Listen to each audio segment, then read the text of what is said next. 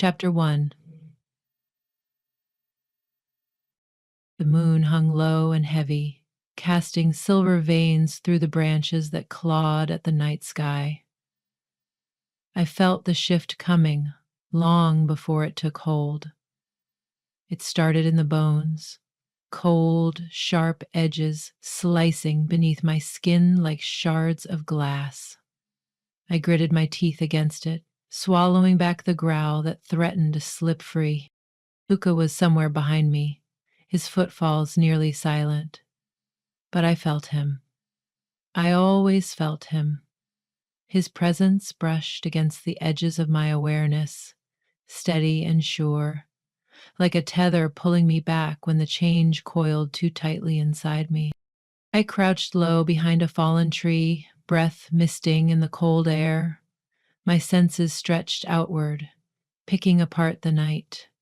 The forest sang with life, owls drifting through the canopy, mice scurrying beneath the underbrush. But it was the Rogeses I hunted.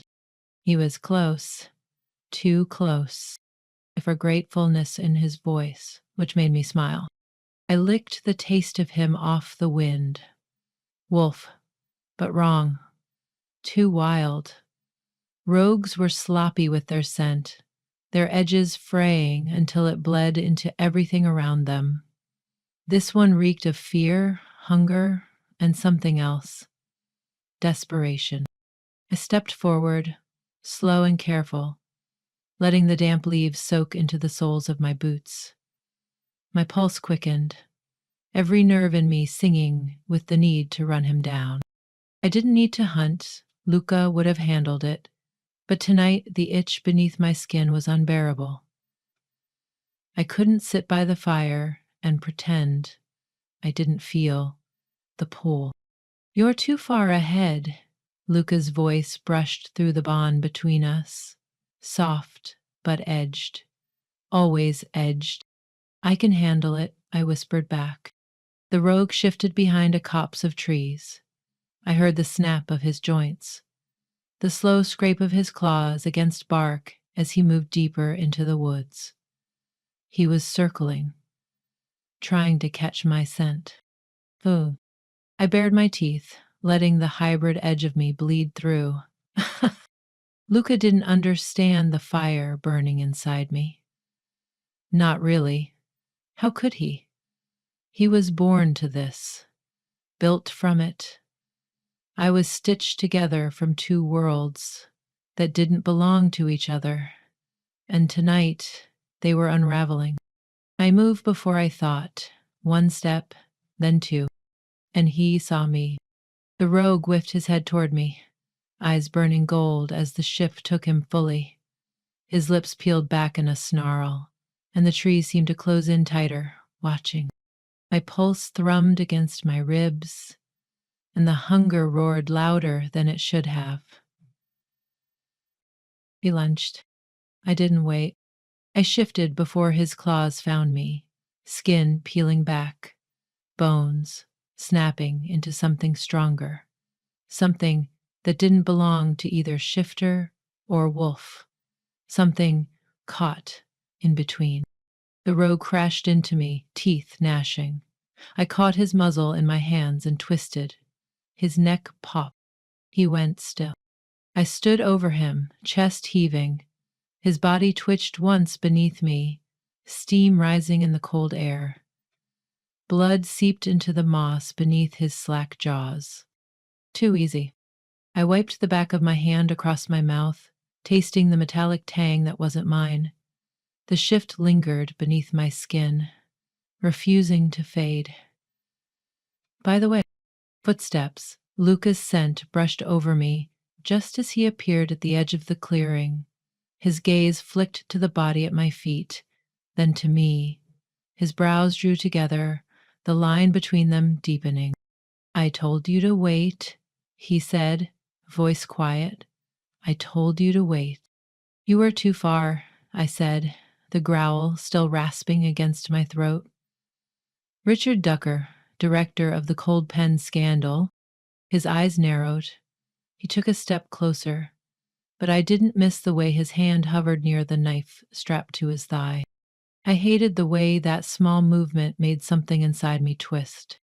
I had it under control, I said. You're bleeding, he said. I glanced down. Claw marks traced the length of my shoulder.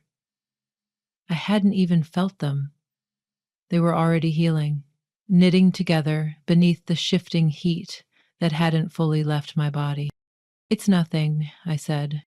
Luca stepped closer, eyes fixed on mine, searching for something I wasn't sure I could give him. What happened? I met his gaze, holding it longer than I should have. I don't know. And that was the truth. I'd hunted rogues before, but tonight felt different. The shift had come too fast, the hunger too sharp. Luca's eyes darkened, but he didn't say anything else. Instead, he crouched next to the rogue, inspecting the broken body with practiced ease. Third one this month, he muttered. They're getting bolder. They're desperate, he corrected. I glanced at the scars lining his forearms. Old wounds. Luca had spent most of his life keeping rogues in line, or putting them down when the line broke. But the edges of his territory were bleeding faster than he could stitch them shut, and my eyes could hear Candy as she hung. This one was close to the cabin, I said. His jaw tightened. Too close. He stood and nudged the body with his boot. I'll take care of it. I can help. No, Luca said too fast. Go back to the cabin, clean up. It wasn't a request. I bristled, but I turned toward the path leading home. Luca didn't trust me to bury the body. I could feel it, like an itch beneath the surface of his skin. When it was Hazel, I straightened my shoulders, ready to make his way. I left without another word. The cabin lights flickered through the trees by the time I reached the clearing. Smoke curled from the chimney, the faintest hum of warmth radiating against the cold forest air. I hesitated at the door, staring at the faint streaks of blood still crusting beneath my nails. The shift had taken longer than it should have to fade. Luca would brush it off, say I'd pushed too hard, let my instincts get the better of me. But that wasn't it. I felt it in the way the shift lingered at the edges of my senses, claws still half buried beneath my skin. I wasn't losing control. I had already started to lose it. I opened the door and stepped inside. The fire crackled in the hearth, but the cabin felt colder than usual. I stood at the sink, scrubbing blood from beneath my fingernails. No matter how many times I washed them, the stain lingered. The phantom of the rogue's lifeless eyes staring up at me. Behind me, Luca's quiet footsteps crossed the wooden floor. I didn't turn. His presence filled the room, heavy with the weight of whatever thoughts he was keeping to himself. You're overthinking it, Luca said finally. I seceded. I glanced at him through the reflection in the window.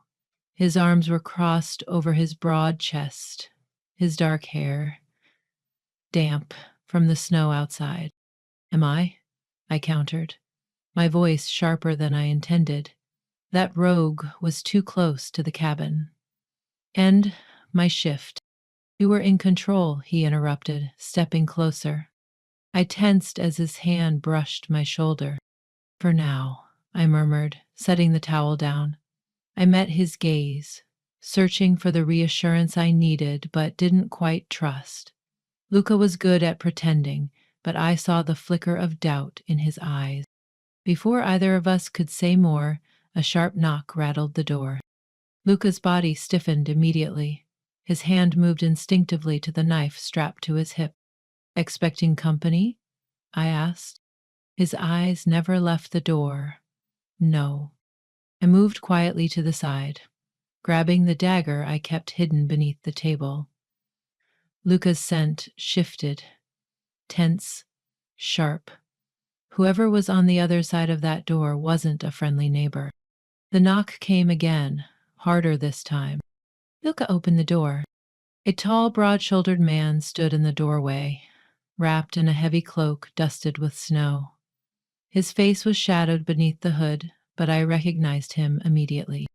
Marcus. His scent flooded the cabin, wild, thick with dominance that curled in the air like smoke. Luca's entire body went rigid. His skin pricked. "You're a long way from your territory," Luca said coldly. Marcus lowered his hood, revealing sharp features and piercing amber eyes. He smirked, but the expression never reached his eyes. "I could say the same about you," Marcus replied. His gaze flicked past Luca to me. His stare lingered on the faint scar along my collarbone, the mark Luca left when he bit me. I clenched my jaw, holding his gaze without flinching. "What do you want, Marcus?" Luca growled. Marcus leaned casually against the door frame, but there was nothing relaxed about him. "The council's curious," Marcus said, his tone light but laced with warning. "Rumors are spreading about a certain hybrid lurking near the borders." Luca stepped between us, his shoulders squared. "She's none of their concern." Marcus's gaze flickered with amusement. "Everything that threatens our kind is the council's concern." I tightened my grip on the dagger behind my back. "I'm not a threat," I said, stepping forward. Luca shot me a warning glance, but I ignored it. "I'll come back." Marcus's smirk widened. "Funny. That's exactly what the last hybrid said before she tore through half a pack during the full moon." I didn't blink. "I'm not her." Marcus studied me for a long moment. "No," he said softly, "but you'll be worse." The room fell silent. Luca's grip on the door tightened until his knuckles turned white. "You've delivered your message," Luca said through clenched teeth. "Now leave." Marcus's gaze lingered on me for another heartbeat before he stepped back into the snow. "Consider this a courtesy visit," Marcus called over his shoulder as he walked away. "The next time I come, it won't be alone." Luca slammed the door behind him, the echo ringing through the cabin like a gunshot. I exhaled slowly, feeling the weight of Marcus's words settle into my bones. "You shouldn't have answered him," Luca muttered. I turned to face him. "I'm not going to hide every time someone comes knocking, Luca." "You should." His voice was low, dangerous. I stepped closer, the firelight casting flickering shadows between us. "If the council wants me, hiding won't stop them." Luca's eyes darkened, and for a moment I saw the wolf lurking just beneath the surface. "They'll have to go through me first," he said. His words should have comforted me. They didn't, because I knew Marcus. And if he returned, Luca wouldn't be enough to stop him. Then delved into my DMs and began to go through my files. Had a lot of information. Chapter 2, The Weight of the Blood. The snow had started falling by the time I reached the edge of the woods. Fat flakes drifted lazily through the dark, settling on my hair and shoulders, as if the night itself was trying to bury me. Luca trailed a few steps behind, quiet but present, like a shadow that refused to leave. I wished he would. The rogue's blood still lingered beneath my nails. No matter how hard I scrubbed, I couldn't shake the coppery taste from my mouth or the faint tremble in my hands. The shift had come too easily. Truth asked. Luca hadn't said much since we left the clearing, but I felt his eyes burning into the back of my head. He'd seen it. The way my body twisted too far, the way I held the rogue down longer than necessary. He thought I was losing control. Maybe he was right. I stopped at the cabin's door, glancing at the thick tree line that curled around the property like a fortress. The wolves had scattered, but I knew better than to think they were gone for good. Marcus didn't back down. Drugless rose, brushing off dust and dirt from himself and me. Neither did I. I pushed open the door. Warmth greeted me, along with the faint scent of burning cedar. The fire Luca had built earlier was dying, crackling softly in the hearth. I was halfway across the room when I felt it, a shift in the air, subtle but wrong. Someone else was here. Luca must have felt it too. His hand brushed against my lower back, urging me behind him as he stepped forward. "Human," Luca growled. "You're supposed to be dead." A figure sat in the corner, half shrouded by shadow, an old wolf wrapped in worn furs. His silver hair hung long over his shoulders, tangled with beads and feathers that marked him as one of the elders, the last of a dying breed. Ayam. The name settled in my chest like ice. "I thought I might find you two lurking out here," Eamon rasped, his voice low and rough, like stones grinding against each other. His gaze flicked toward me, lingering on the scar Luca's bite had left along my collarbone. "I see the infection hasn't taken her fully. Not yet, anyway." My shoulders tensed. "I'm handling it." Eamon laughed, but there was no warmth in it. "You're not handling anything, girl. The blood's already stirring." Luca shifted slightly, his body angled protectively between me and the old wolf. "What do you want?" Luca asked coldly. Eamon rose from the chair with surprising ease, his long coat sweeping the floor. Despite his age, there was strength beneath the layers of weariness, a sharpness that hadn't dulled with time. "I came to deliver a warning," Eamon said, his pale eyes locking onto mine. "There's a prophecy, one the council buried long ago. A hybrid born of wolf and shifter blood, destined to either unite the clans or destroy them." I swallowed hard, heart hammering against my ribs. "So, and you think that's me?" Eamon's stare didn't waver. "I know it is." Luca's jaw tightened. "Prophecies are nothing but stories to scare pups into behaving." "Maybe." Eamon stepped closer, his gaze dropping to the faint glow that still lingered around the edges of my eyes. "But the council believes it. Marcus does too. Why else would he send his wolves sniffing around here?" I clenched my fists, nails biting into the flesh of my palms. "So what am I supposed to do? Hide until they come for me?" "No." Eamon's expression softened, but only slightly. "You can't run from this. The infection isn't just changing you. It's awakening something older, stronger. If you don't control it, it will control you." Luca growled low in his throat. "She's not your problem, old man. She's mine. She's my friend."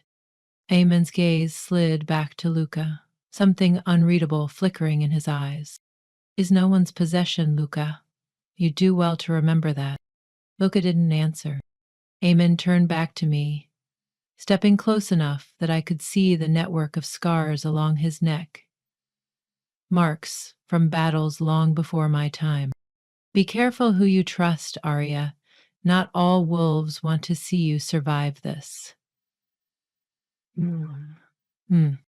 The door creaked open, and in a blink, Eamon was gone, disappearing into the snow like he'd never been there at all. Luca cursed under his breath, raking a hand through his hair. "Don't listen to him," Luca said, his voice edged with frustration. "He's trying to get inside your head." I sank onto the edge of the bed, staring at the fading embers in the hearth. "What if he's right?" I asked quietly.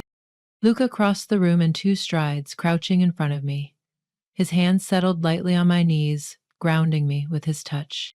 "Falling in the morning. It's not time to make a set of..." You don't know that. Luca's gaze searched mine, the faint gold in his irises flickering dangerously. I know you, and I know you're stronger than whatever's inside you. The words should have comforted me. They didn't, because deep down, I wasn't sure he believed them either. The door shut behind Eamon with a hollow thud, leaving Luca and me alone in the cabin. For a moment, the only sound was the crackling fire, its glow stretching shadows long across the floor. Luca hadn't moved from the doorway. His arms hung loose at his sides, but the tension rippling through his muscles betrayed him. His eyes flickered, molten gold fading to brown, as he let the shift simmer beneath his skin. He wasn't looking at me. He was still staring at the door. You don't trust him, I said, breaking the silence. Luca's gaze snapped to me. His jaw tightened. I trust him. About as much as I trust Marcus. He shrugged. That was saying something. I crossed the room and sank onto the edge of the bed, feeling the exhaustion seep into my bones. The shift, the fight, and whatever the hell was stirring in my blood left me raw. But I wasn't ready to let this go. What if he's right? I asked, keeping my voice low. About the prophecy? God, she asked, her voice lower. Luca's eyes darkened. He moved closer, his footsteps slow and deliberate. Prophecies are stories, Arya. Nothing more. End quote. I glanced at the faint glow of silver circling the edges of my vision. Stories don't leave marks. Luca's hand brushed against my shoulder, thumb grazing the scar he left there when he bit me. The warmth of his touch sent a shiver down my spine, but it wasn't enough to erase the weight settling in my chest. I could feel it, something shifting inside me. It wasn't just the infection anymore. Luca's grip tightened slightly. Whatever he told you, forget it. Marcus will use anything to divide us. You think this prophecy is some secret? The council's known for years. They've been waiting for someone like you to show up, and they'll twist this to justify putting you down. His words should have reassured me. They didn't. I met his gaze, refusing to let the uncertainty show. You think Marcus needs an excuse to come after me? Luca's expression hardened. No. But it makes things easier for him if the council's already sharpening their knives. Saya was restored. I leaned into his touch just enough to steady myself, even as frustration burned low in my gut. Look, you can't protect me from all of them, Luca. His eyes flickered, something unreadable passing through them. I can try. I hated how much I wanted to believe that. Before I could say anything else, Luca stepped back, running a hand through his dark hair. The firelight caught the scars along his ribs, twisting shadows across his skin. You should rest, he said, his voice rougher than before. Eamon's gone, but Marcus won't be far behind. I exhaled slowly, feeling the ache settle deep in my bones. Luca was right. Tonight had drained me. But as I pulled the blanket over my shoulders, I watched him carefully. Luca stood by the window, eyes scanning the tree line outside like he expected Marcus to materialize from the shadows. His shoulders never relaxed. Neither did mine. The next morning the snow had stopped. The world outside the cabin stretched cold and silent beneath the pale light of dawn. Luca had already disappeared, probably tracking Marcus's scent. I stepped onto the porch, wrapping Luca's oversized jacket tighter around me. The cold bit at my skin, but it wasn't enough to chase away the lingering heat, curling beneath the surface.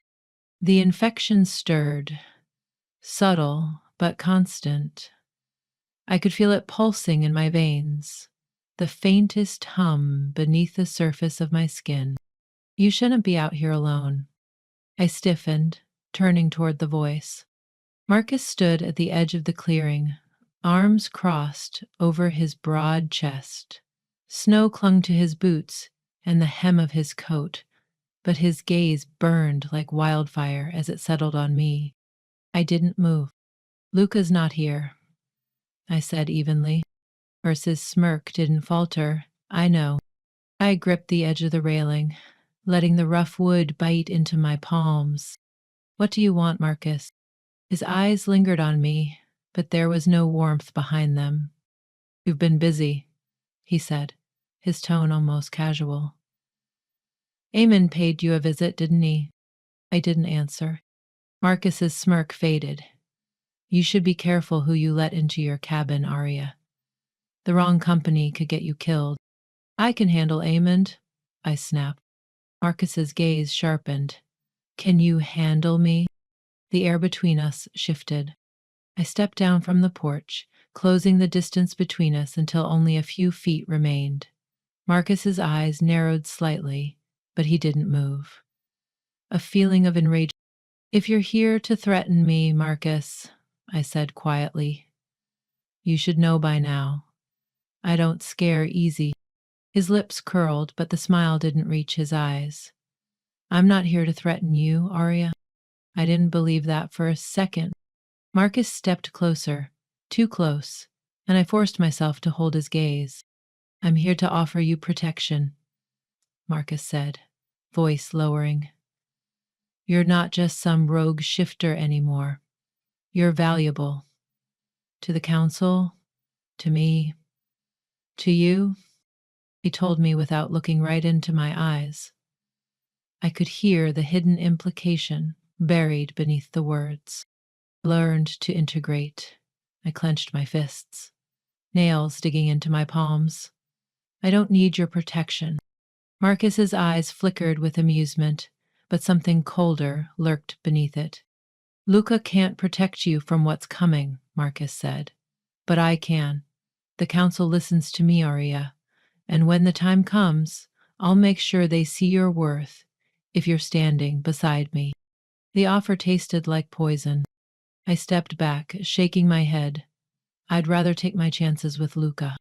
Marcus's gaze darkened, and for a brief second, I saw the wolf lurking just beneath his skin. "Don't mistake Luca's loyalty for strength," Marcus warned. "When the council comes, he'll have to choose his pack or you." Even in his professional, superior office and seeming invincible abilities, his words lingered long after he disappeared into the woods.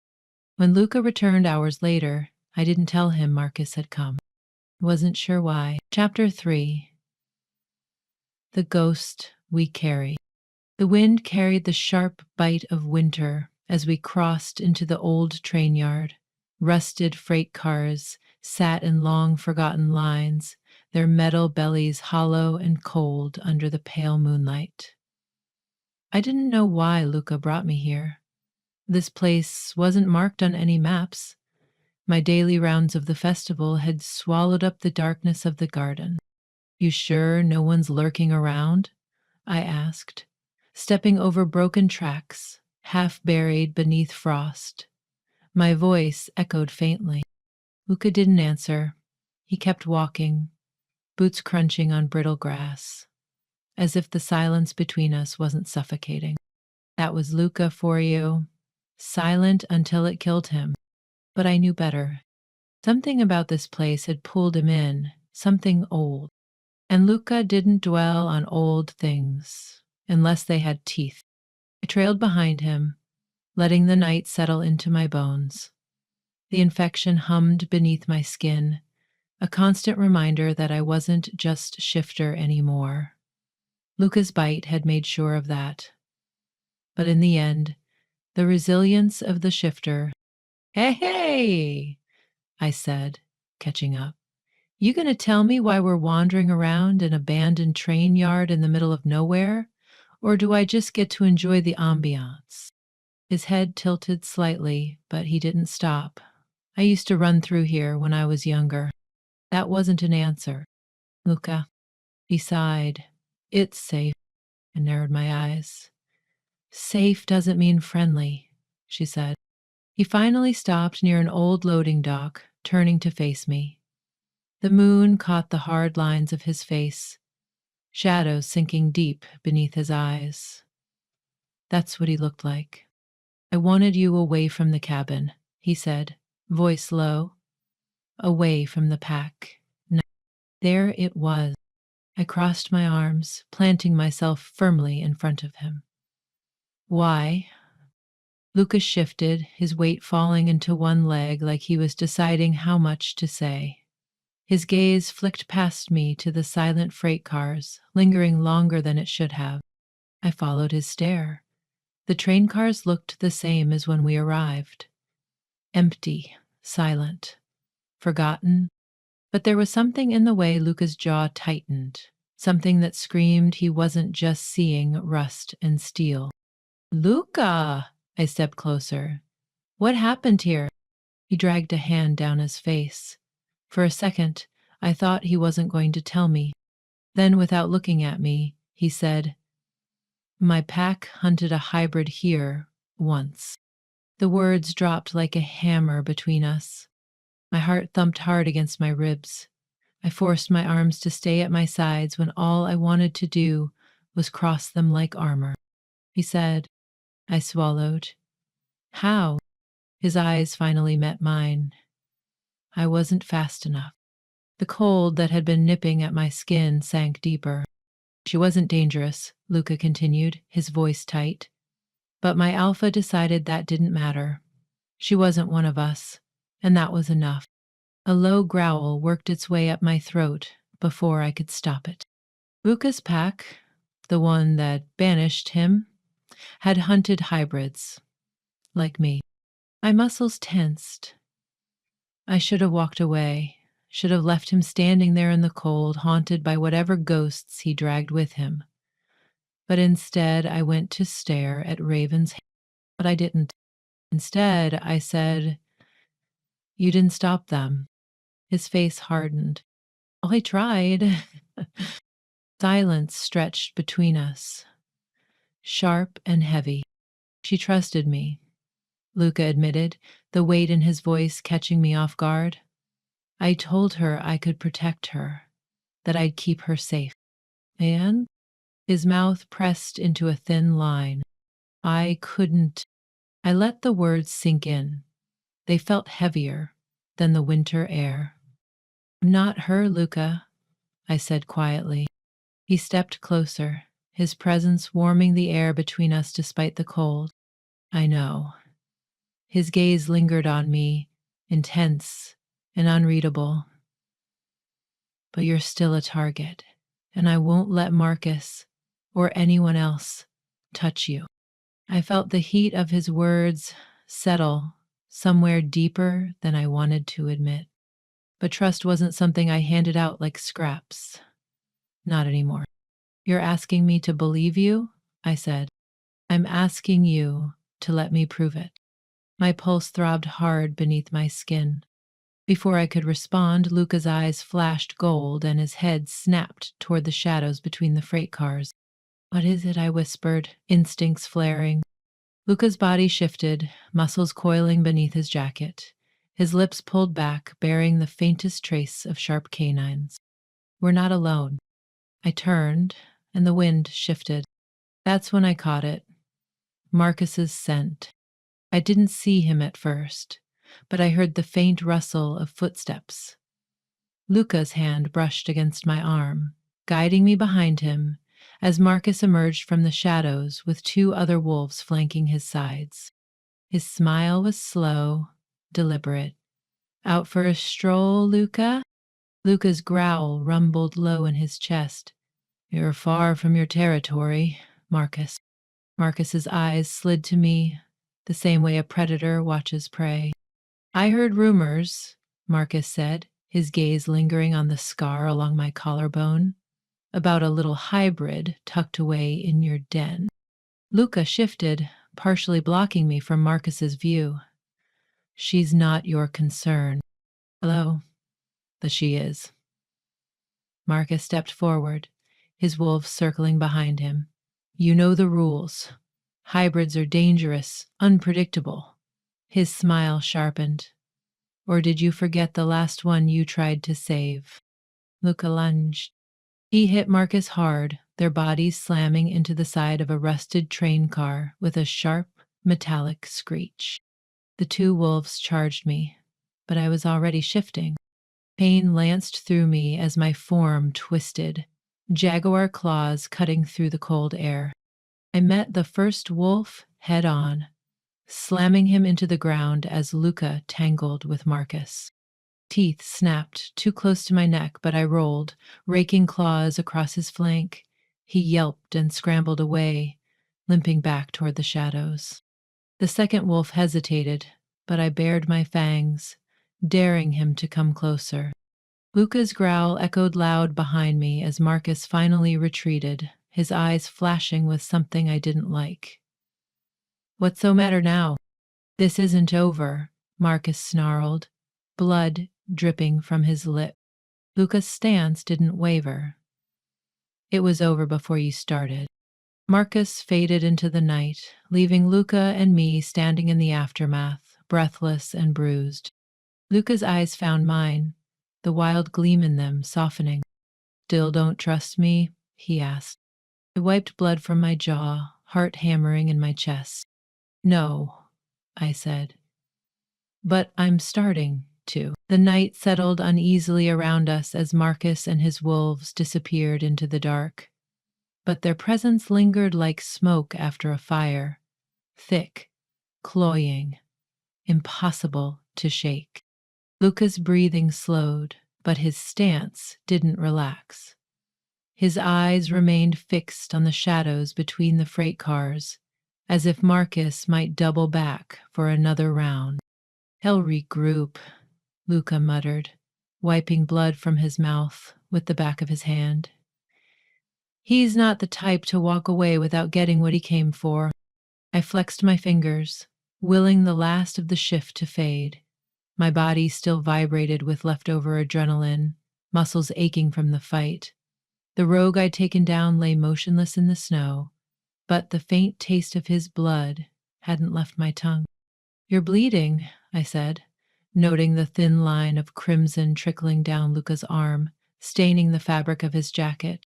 On your own timeline. It's nothing. I stepped closer, brushing his hand aside. His jaw tensed, but he didn't pull away. The gash was deeper than he let on, claw marks cutting across his bicep in uneven streaks. Finalize your plan and make love to your partner by drawing shapes in the dark. Could have fooled me, I said. His eyes flicked toward mine, shadows pooling in their depths. You worry too much. You get hurt too much. The tension between us tightened, thick as the snow drifting lazily from the sky. I didn't like seeing Luca bleed. Not because I thought he couldn't handle it, but because it meant Marcus was escalating. You need stitches, I said, trying to ignore the way my stomach twisted at the sight of him. Hurt. Luca snorted. I'll heal before we even make it back. You still shouldn't let it bleed out here. You know Marcus could be tracking us by scent. That wiped the smirk from his face. I tugged him toward one of the abandoned freight cars, yanking open the rusted door. Inside it was dry and cold, but better than standing out in the open where Marcus's wolves could get another shot at us. Luca ducked inside without argument, lowering himself onto the splintered floor. I crouched beside him, pulling a strip of cloth from my jacket. Hold still. His gaze followed me as I began wrapping his arm, but he stayed quiet. Too quiet. You've been distracted, I said after a moment, knotting the fabric tighter than necessary. Luca didn't even flinch. Since we left the cabin? He stared past me, jaw tight. It's nothing, he said again. But this time, there was no conviction behind the words. I'm so glad, she said. I wasn't buying it. Is it? I met his gaze, letting the silence stretch. Because Marcus didn't just happen to find us here. He knew where to look. Luca's eyes darkened, but he didn't deny it. I sat back on my heels, crossing my arms. How long have you known he was tracking us? In a few days. I blinked. And you didn't think to mention that? His muscles tensed beneath my hand, but he stayed still. I thought I could handle it, he said, finally, his voice low. I didn't want you worrying about it. I let out a sharp breath, trying to keep the frustration from boiling over. You don't get to make that call, Luca. If Marcus is coming for me, he's not coming for you. Luca cut in, his gaze locking with mine. He's coming for me. I stilled. Luca shifted, leaning forward slightly. His proximity sent a shiver racing down my spine, but I held my ground. Addio Manier. This isn't just about the prophecy, he said, voice rough around the edges. Marcus doesn't care about that, not really. This is about territory, about me. I frowned, searching his expression for the truth buried beneath. He wants me gone, Luca admitted. He's been waiting, for a reason, to challenge me. You just gave him one. The realization settled heavily between us. So what now? I asked quietly. Luca exhaled, his breath misting in the cold air. Now? I narrowed my eyes. Leave? We can't stay near the cabin. Not with Marcus this close. It's not safe anymore. The thought of abandoning our home, our fragile little corner of peace, sent a pang through my chest. But Luca wasn't wrong. Marcus wouldn't stop. Not until Luca was either dead or driven too far away to be a threat. I nodded, pushing the ache aside. Fine, but you're not carrying this alone, Luca. If we're leaving, we're doing it together. His gaze softened. I wasn't planning on leaving you behind. I held his stare for a long moment before glancing at his arm. You're still bleeding. Luca chuckled softly. You're relentless. You're stubborn, I shot back, tying the final knot. Someone has to balance it out. His hand brushed against mine. Brief, but enough to send a ripple through the bond that tethered us. For a heartbeat, neither of us moved. But outside, the wind shifted. Luca's head snapped toward the open door, eyes flashing gold. I heard it a second later, the faint crunch of snow, footsteps too heavy to belong to an animal. Marcus's wolves hadn't left. Luca was on his feet in an instant, muscles coiled tight beneath his jacket. Go, he ordered, but I was already moving. The train yard blurred around me as I slipped into the shadows, Luca at my side. The wolves weren't far behind. I could feel them closing in, their scents weaving through the icy air.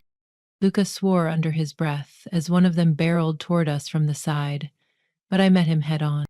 The fight was quick and brutal. The wolf hit the ground hard, but another lunged from the opposite direction. I turned just in time to see Luca take the hit meant for me. The impact knocked him sideways, his body crashing against the cold steel of the nearest freight car. The wolf's claws raked down his side before Luca twisted, sinking his teeth into the rogue's throat. The wolf yelped and stumbled back, but Luca didn't pursue him. He swayed slightly, catching himself against the car with one hand. I ran to his side, heart hammering. Luca, I'm fine, he grunted, but the blood seeping from the wound told a different story. I wrapped an arm around his waist, pulling him forward. Come on, we're getting out of here. He didn't argue. The wolves didn't follow us this time. But I felt Marcus's gaze lingering long after we disappeared into the trees. Chapter 4, Teeth in the Dark. Marcus's scent lingered long after he was gone, wrapping around the train yard like a noose waiting to tighten.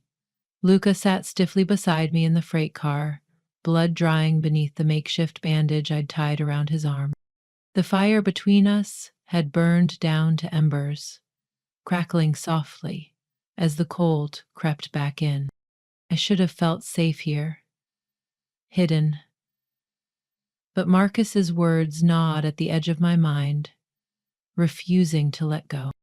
Surrender Arya to the council or risk war. Luca hadn't spoken since we left the clearing, but I could feel the weight of his silence pressing into me. He didn't want to tell me the rest, whatever had been left unsaid between him and Marcus. I wasn't patient enough to wait him out. I shifted, angling my body toward him. You're not actually considering it, are you?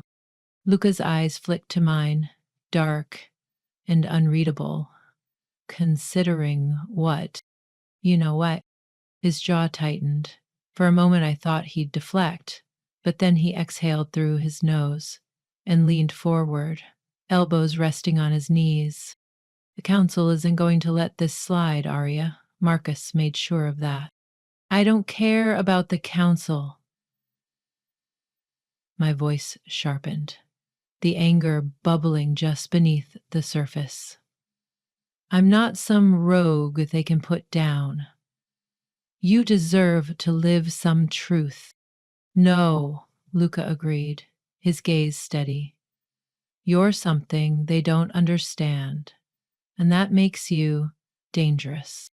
I stood, pacing the length of the freight car. The metal groaned beneath my boots. So that's it? We hand me over and hope they don't kill me. No one's handing you over, Luca said, his voice dropping into something low and hard. I stopped, turning to face him. Then what, Luca? Because Marcus isn't bluffing.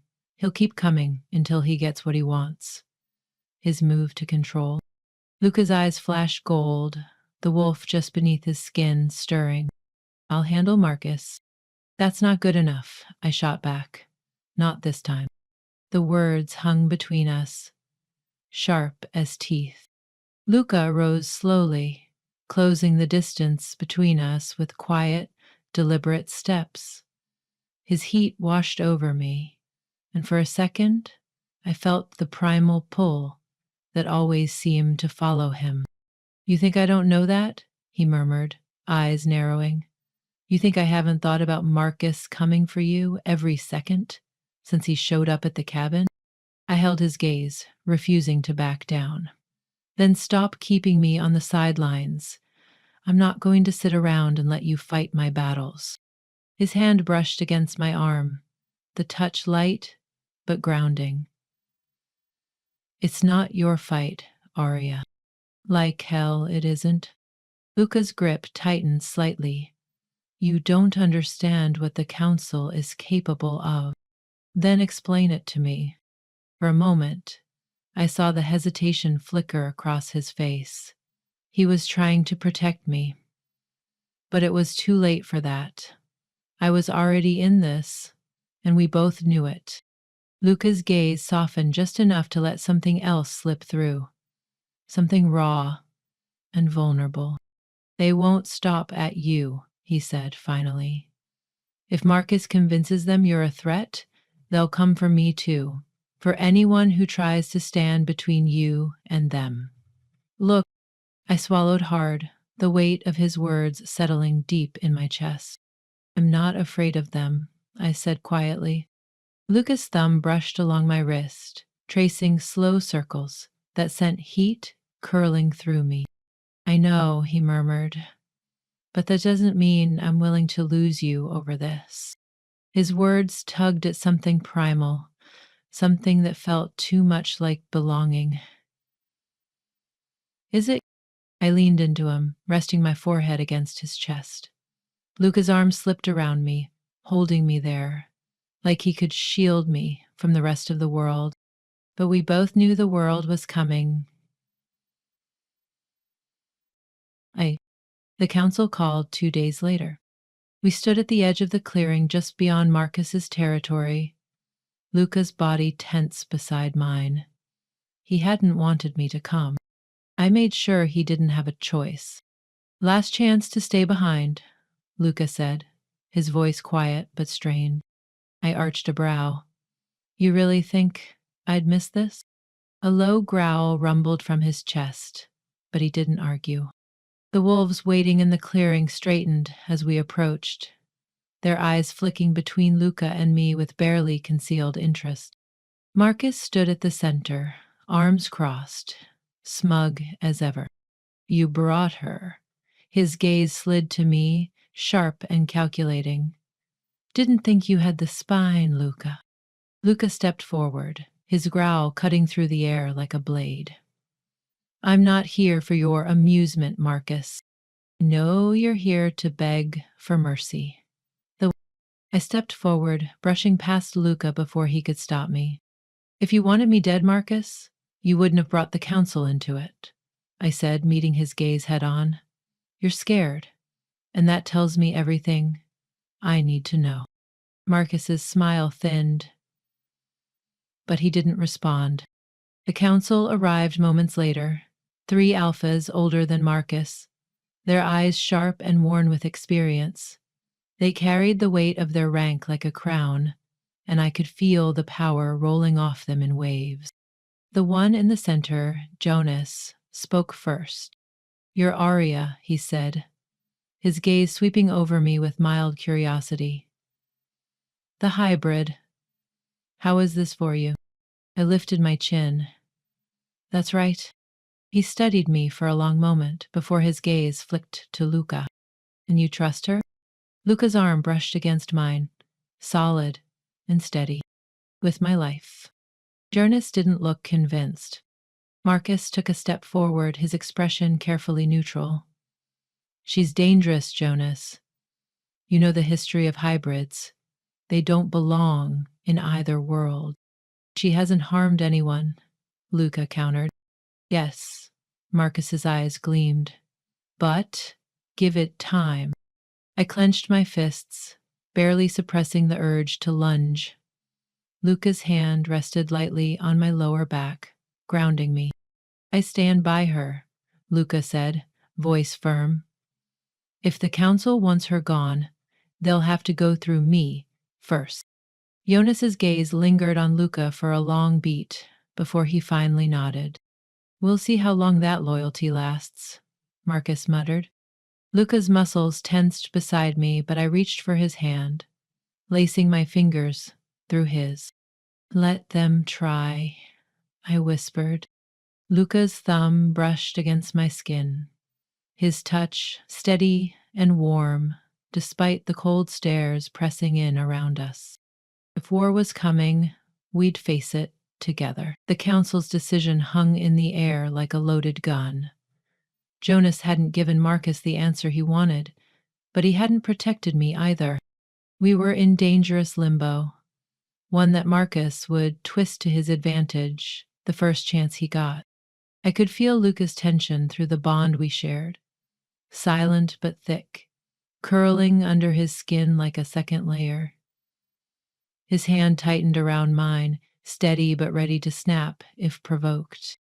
Marcus lingered after the council retreated into the woods, his pack circling just beyond the clearing like vultures waiting for something to die.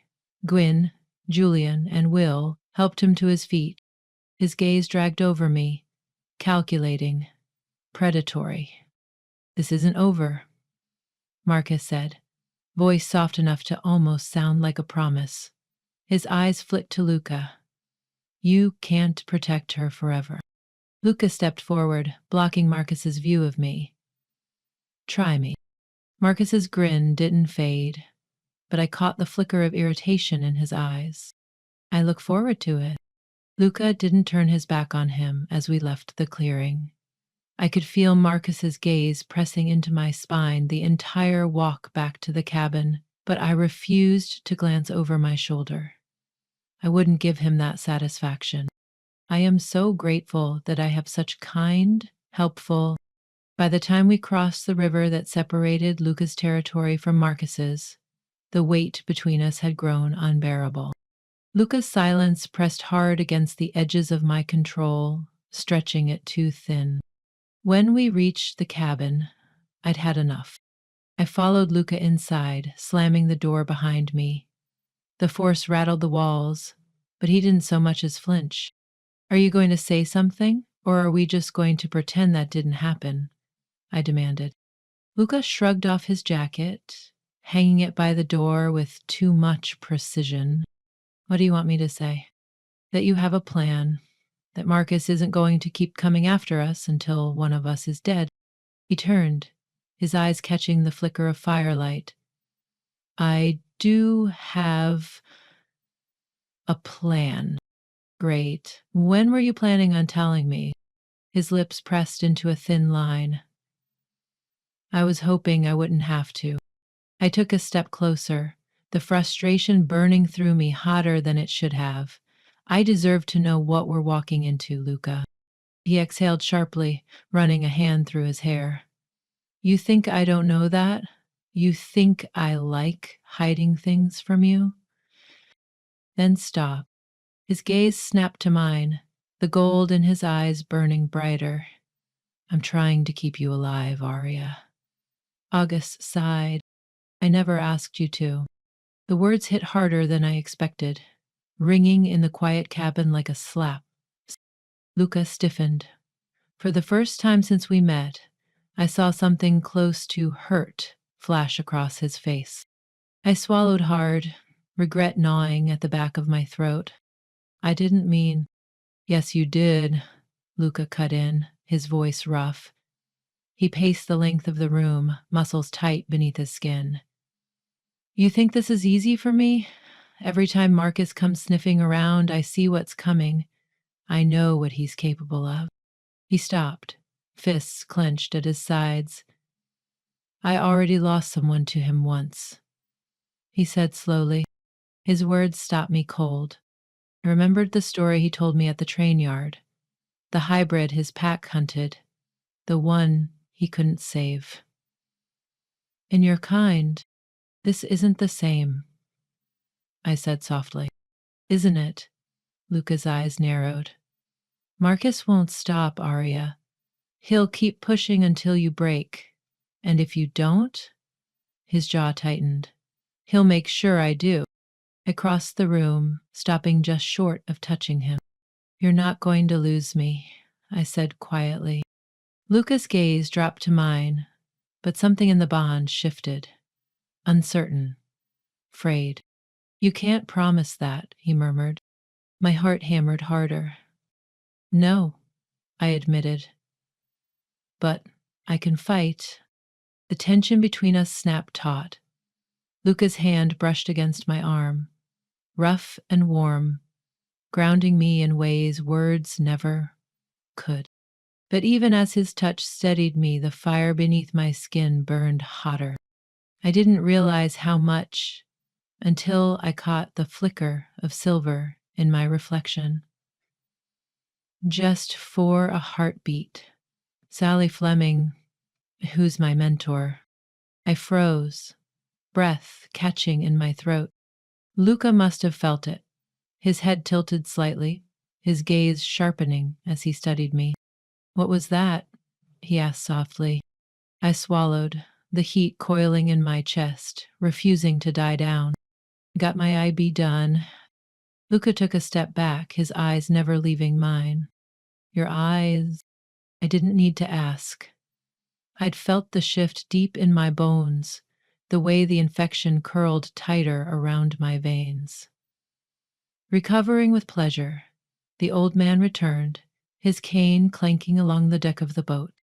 It wasn't just the wolf stirring anymore. Something else lived there. Something older. Luca, I began, but the words faltered. He didn't answer right away. His hand rose slowly, brushing against the side of my face, as if to reassure himself that I was still the same. I am. His thumb lingered at my jaw, tracing the edge of my scar. We'll figure it out, he said quietly, but his gaze stayed locked on mine. I didn't believe him. Not this time, because deep down, I knew the truth. Whatever was happening to me, It wasn't something Luca or anyone else could stop. Chapter 5: The Full Moon's Price. The council's chamber sat deep in the heart of neutral ground, far from any Pax territory. The old stone structure had no roof, just jagged walls clawing toward the sky, open to the moonlight that pooled inside like liquid silver. I stood at Luca's side as the alphas gathered in a loose circle around us, their eyes sharp and unkind. I could feel their gazes prickling along my skin, like wolves circling prey. Now you ask me why I'm here. Luca's hand rested at the small of my back, his fingers a warm, grounding weight. He wasn't just standing beside me.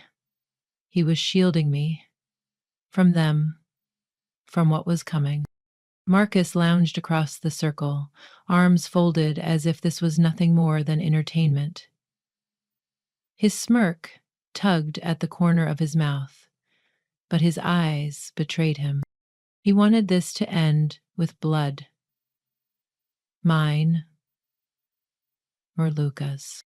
Jonas, the head of the council, lifted a hand and the murmurs died. His pale eyes drifted from Luca to me, lingering on the scar Luca's bite had left at the base of my neck. Legister Levenswets stared at the girl, as if unable to believe his own eyes. "Let's begin," Jonas said, his voice echoing through the chamber. Marcus wasted no time stepping forward, his boots grinding against the stone floor. He moved like he already owned the room.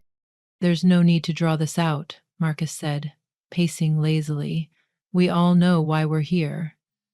His gaze swept to me, lingering like a thorn beneath the skin. "She doesn't belong in our world. Hybrids never do." Luca's growl rumbled low and deep, vibrating through the space between us. Marcus smiled. "That protective streak of yours is admirable, Luca, but even you can't deny the risk." "I haven't seen her as a risk," Jonas interrupted. His gaze shifted to me, heavier than before. "But I do sense something different."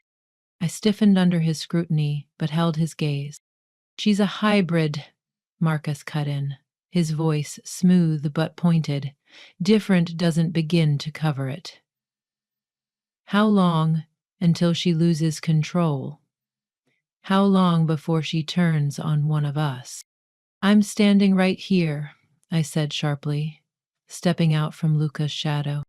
Marcus's eyes flicked to me, his smirk widening. "That's the problem."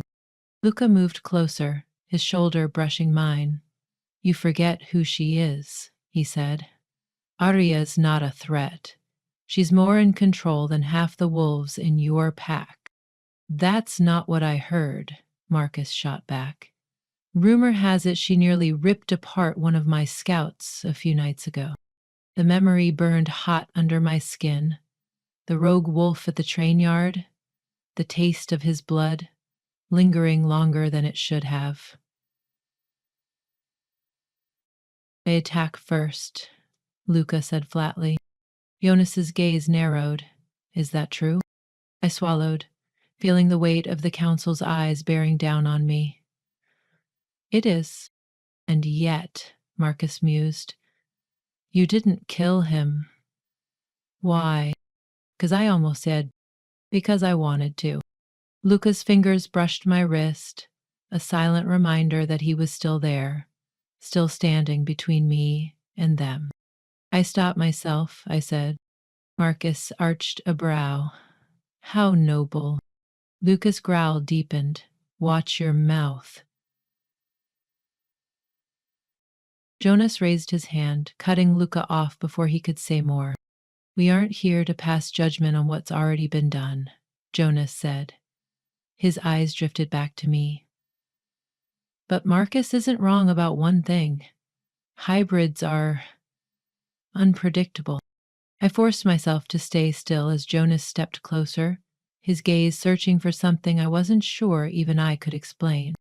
"Which leaves us with a choice," he said quietly. We can allow you to stay under Luca's protection and risk what may come. Or we take precautions. Luca tensed beside me. What kind of precautions? Jonas's gaze never left mine. The full moon is in 3 days, he said. We'll observe her then. If she loses control, his voice dropped. You'll deal with it, Luca, or we will. The meaning behind his words cut deeper than I expected. Luca's jaw tightened, his hand dropping from my back. No, it's not a choice, Jonas replied. Either you handle this, or you both face exile. I kept my face still, but inside, something cracked. Luca didn't answer. His silence said enough. Jonas stepped back, casting one last glance in my direction before motioning to Marcus. We're done here. The council began to file out, but Marcus lingered, his smirk as sharp as the bite of winter air. See you at the full moon, he said, his gaze locking onto me. Try not to lose yourself, Arya. I watched him disappear into the shadows, Luca's quiet fury radiating beside me. When we were alone, Luca turned to face me, but I stepped away, putting space between us. You're not actually agreeing to this, I said, my voice cold. Luca's eyes softened, but guilt flickered beneath the surface. I didn't have a choice. There's always a choice, I snapped. The bond between us strained, pulling taut like a thread about to snap. Luca stepped closer, his voice dropping low. You think I want this? That I'm not doing everything I can to keep you safe? I swallowed hard, fighting against the knot in my throat. You agreed to kill me if I lose control, I whispered. Luca's eyes darkened. That's not going to happen. She resumed baking and waiting. You don't know that. His hand brushed against my cheek, warm despite the cold creeping into the chamber. I do, Luca murmured. I know you, Arya, and I know you're stronger than whatever's inside you. Aleko turned her face up. I wanted to believe him, but as the moon rose higher, silver light spilling across the stones, I caught my reflection in the glass of a broken window. For just a moment, my eyes weren't their usual deep brown. They were silver. I love him. And something told me Luca's faith might not be enough. The council chamber felt colder after they left, as if the weight of their decision had sucked the life from the air. Luca's hand lingered at the small of my back, a silent anchor keeping me from unraveling. I should have said something, but the words stuck to the roof of my mouth like ash. Luca turned, his gaze fixed on the exit where Marcus had disappeared. His shoulders remained tense, his wolf just beneath the surface. This doesn't mean anything, Luca muttered more to himself than to me. They won't touch you. I stared at the empty space where the council had stood, the moonlight casting long shadows through the broken roof. You can't promise that, I said quietly. Luca's silence spoke louder than words. We left the chamber, walking side by side in tense silence. The forest pressed close, branches clawing at the sky as if trying to trap the moonlight beneath them. The path back to the cabin felt longer than before, each step heavier than the last. Luca kept glancing at me, but I didn't meet his eyes. Not yet. By the time we crossed the river, the weight between us had thickened, coiling around my chest like a snake, ready to strike. Arya. Luca's voice was softer now, but I didn't stop walking. I felt him follow, his presence a constant heat against my back. You're angry, he said, catching up to me with ease. No, I replied, shoving my hands into the pockets of my jacket. I'm scared. Luca fell silent, his expression unreadable. You think I'll lose control? You should. I finally met his gaze, and something flickered behind his eyes. Something he couldn't hide, no matter how hard he tried. She began again steadily, slowly putting his face away. Marcus is using this, Luca said. That's all this is. Politics. It's not about you. I huffed a bitter laugh, shaking my head. It's always about me, Luca. It's about what I am, what I could become. Luca's hand curled around my arm, pulling me to a stop. His grip wasn't tight, but it held me there, forcing me to look at him. You're not alone in this. I wanted to believe him. But the silver in my eyes earlier told a different story. The cabin sat dark and quiet when we returned. Luca unlocked the door, his movements slower than usual. You should rest, he said as I stepped inside.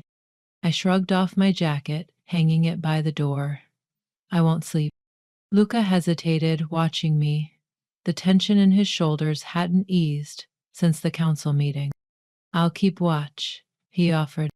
I nodded, knowing better than to argue. But as Luca moved to light the fire, I felt something shift behind me. It wasn't Luca's presence. Someone else was there. I turned sharply, senses flaring. Marcus stood just outside the open cabin door, leaning against the frame, like he belonged there. Luca was at my side in seconds, his growl rumbling low enough to rattle the floorboards. You've got some nerve, Luca snarled, stepping in front of me. Marcus's eyes flicked lazily to him. Relax. I'm not here to fight. Luca didn't move. Leave. Marcus ignored him, his attention settling on me. A came to talk to her, Marcus said, his voice smooth and casual, but there was an edge beneath it, one that raised every hair on the back of my neck. I have nothing to say to you, I replied coldly. Marcus smirked.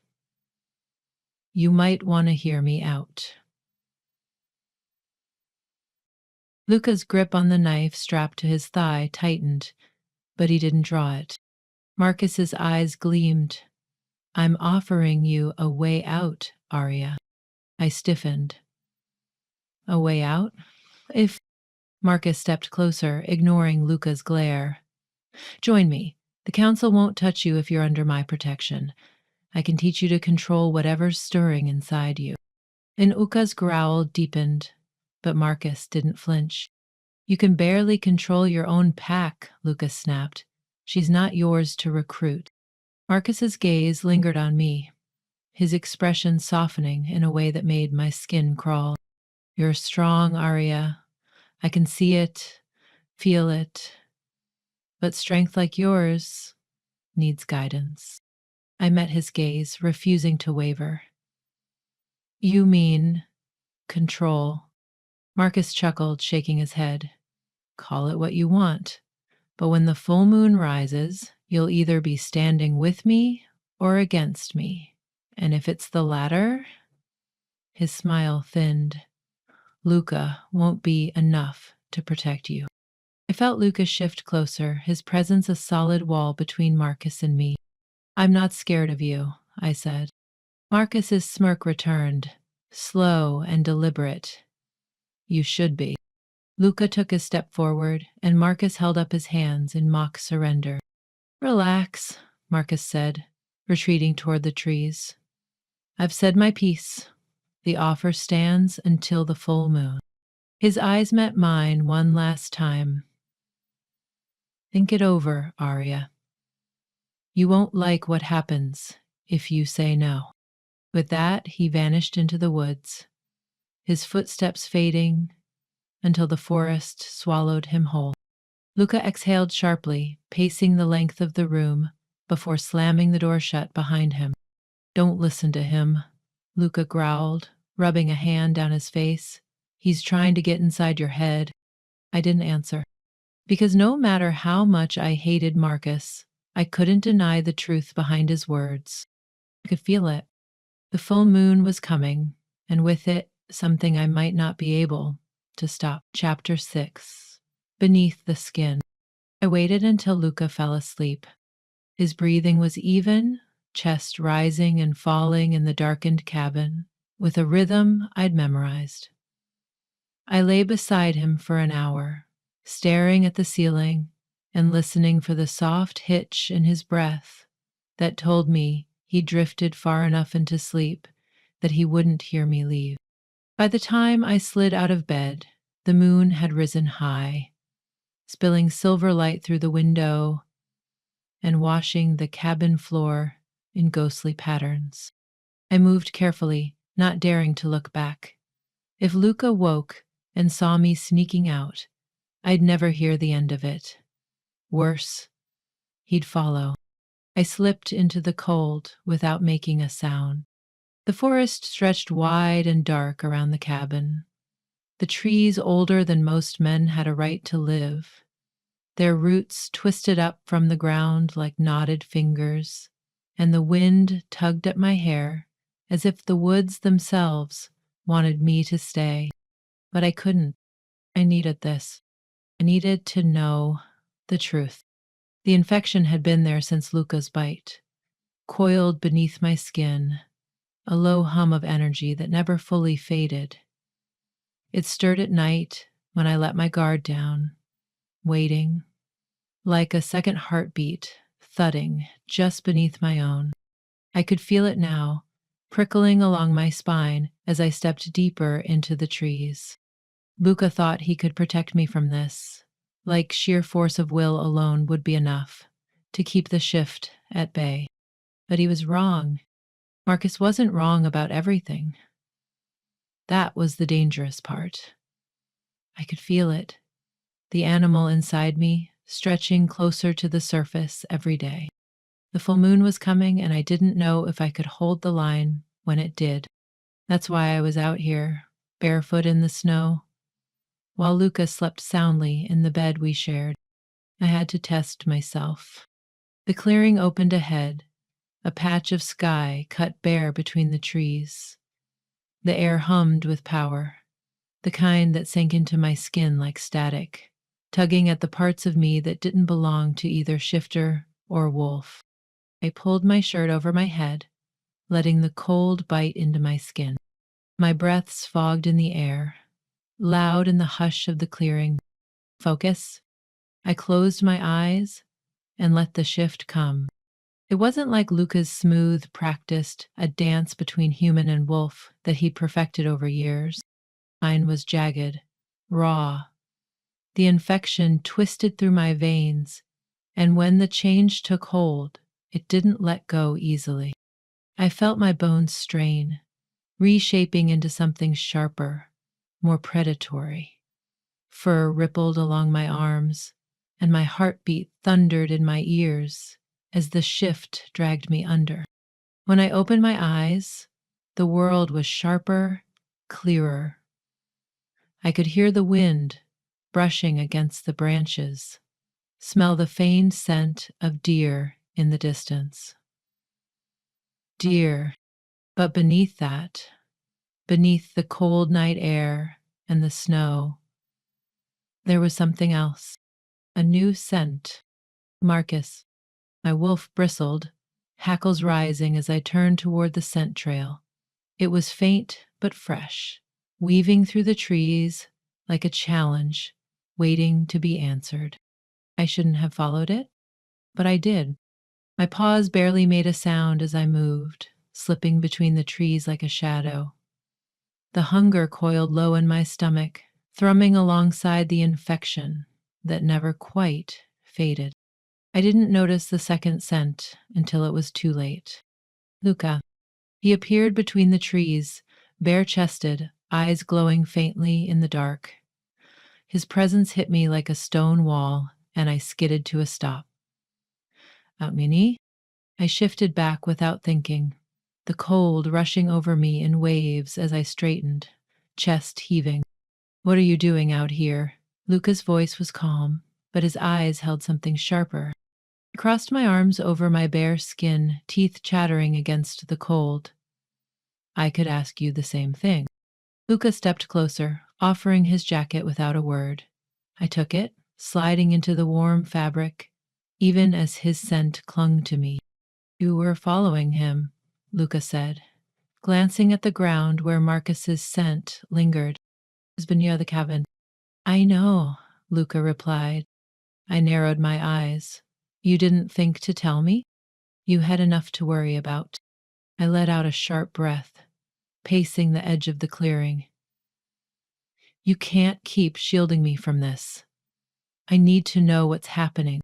Luca didn't speak right away. When he did, his voice was quieter. You don't know what it's like to lose control. His gaze found mine, something vulnerable flickering behind his eyes. I do.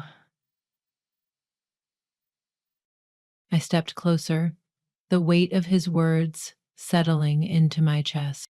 Then help me, I said softly. Luca's hand brushed against my arm, a brief but grounding touch. His fingers curled around mine, pulling me gently toward him. You think I don't want to, he murmured, but every time I look at you, I see what's coming. His forehead rested against mine, the warmth of his breath brushing against my lips.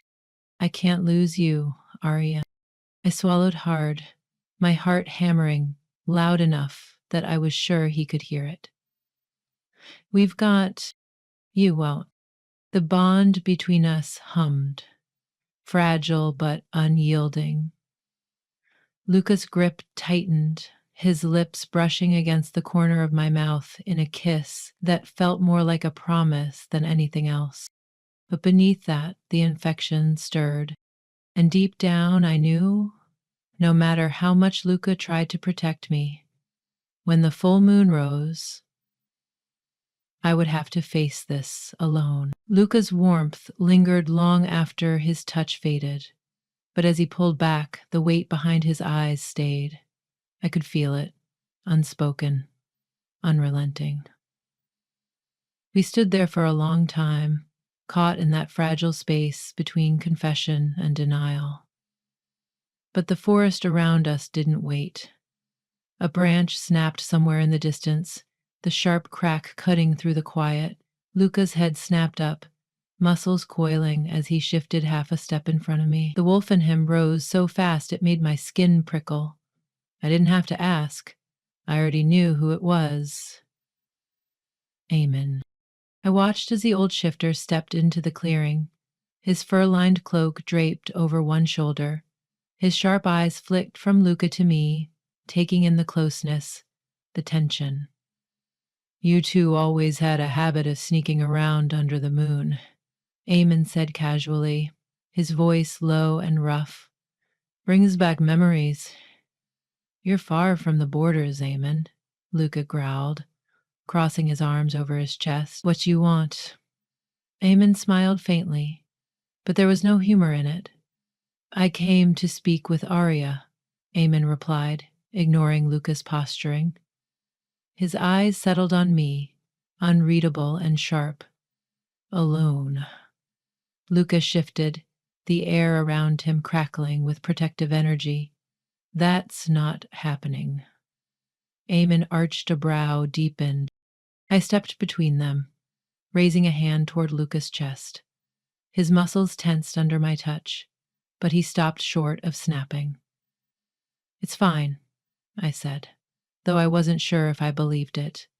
Luca's eyes burned into mine. No, it's not. I'll handle it. Luca held my gaze for a long moment, his reluctance radiating through the bond we shared. Finally, he exhaled sharply and stepped back. I'll stay close, he nodded, waiting until Luca disappeared into the trees before turning toward Eamon. The old shifter watched Luca go, his sharp eyes narrowing. He'd tear my throat out if he thought I was a threat, Eamon mused. He's protective, I said. Eamon smiled, but there was something colder beneath it. Protective? Eamon echoed. Or possessive? I stiffened. Luca's not like that. Eamon's gaze slid to mine, sharp and knowing. Maybe not yet.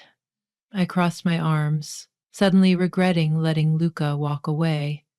Why are you really here, Amond? Amond stepped closer, the faint scent of sage and smoke trailing behind him. I warned you once, he said softly, and I'm warning you again. Luca's loyalty is strong, but even that has limits. A cold weight settled in my chest. Amon met my eyes, his voice low and even. When the council forces his hand, you might find that bond tested in ways you aren't ready for.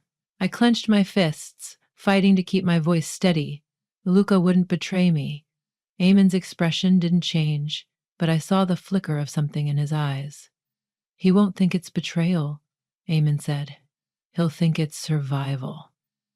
The words twisted deep, cutting through the fragile confidence I held onto. I wanted to argue, but the flicker of doubt had already taken root. You should ask him, Amon continued, his gaze softening, almost pitying. Ask him what he'll do when the council forces him to choose. He turned, stepping back into the trees. Because they will. The shadows swallowed him, leaving me alone in the clearing with nothing but the cold and the uncomfortable weight pressing against my ribs. I didn't realize I was trembling until Luca returned, his eyes flicking over me like he already knew. What did he say to you? Luca's voice was quiet, but tension rolled off him in waves. I met his gaze, swallowing the words burning the tip of my tongue. Nothing I didn't already know. Chapter 7. The Pull of the Moon. The second coming, the woods whispered louder under a full moon. I felt it thrumming beneath my skin as I crossed the frostbitten clearing, the infection stirring like a second heartbeat. Every step deepened the pull, each breath curling in the cold air as if something waited just out of sight. I shouldn't have come. The thought repeated with each crunch of snow beneath my boots, but it wasn't enough to turn me around, not when the weight of Marcus's voice still echoed in my mind. Alil Normuna, I can help you, Arya. I can show you how to control it. And I hated him for it, but I hated myself more for wanting to hear him out. Luca would kill me if he knew, and maybe that's why I didn't tell him. The trees pressed close as I stepped deeper into neutral ground, their bare branches clawing at the moon. Marcus waited where he said he'd be, leaning casually against an old oak, with his arms crossed and that wolfish grin stretched across his face. He looked, too, at ease for someone trespassing so close to Luca's borders. All was quiet. You're late, Marcus said, pushing off the tree as I approached. I kept my distance, stopping just short of where the moonlight pooled in the snow. I shouldn't be here. I knew it, and yet here you are. Marcus's gaze dragged over me, but it wasn't predatory this time. More curious. What changed? He asked. Nothing, I snapped. You're wasting your time. His smirk didn't fade. Maybe. I gritted my teeth, feeling the low hum of energy twisting beneath my skin. You said you could help, I said, the words cold as they left my mouth. Prove it. Marcus stopped, his head tilting slightly. Luca wouldn't approve. I don't care what Luca thinks. Marcus arched a brow. No. The lie tasted bitter, but I forced myself to hold his gaze. Marcus stepped closer, crossing the invisible line I'd drawn between us. The air shifted with him, laced with the sharp tang of power that always seemed to follow in his wake. You feel it, don't you? Marcus's voice dropped lower, the words curling against my skin like smoke.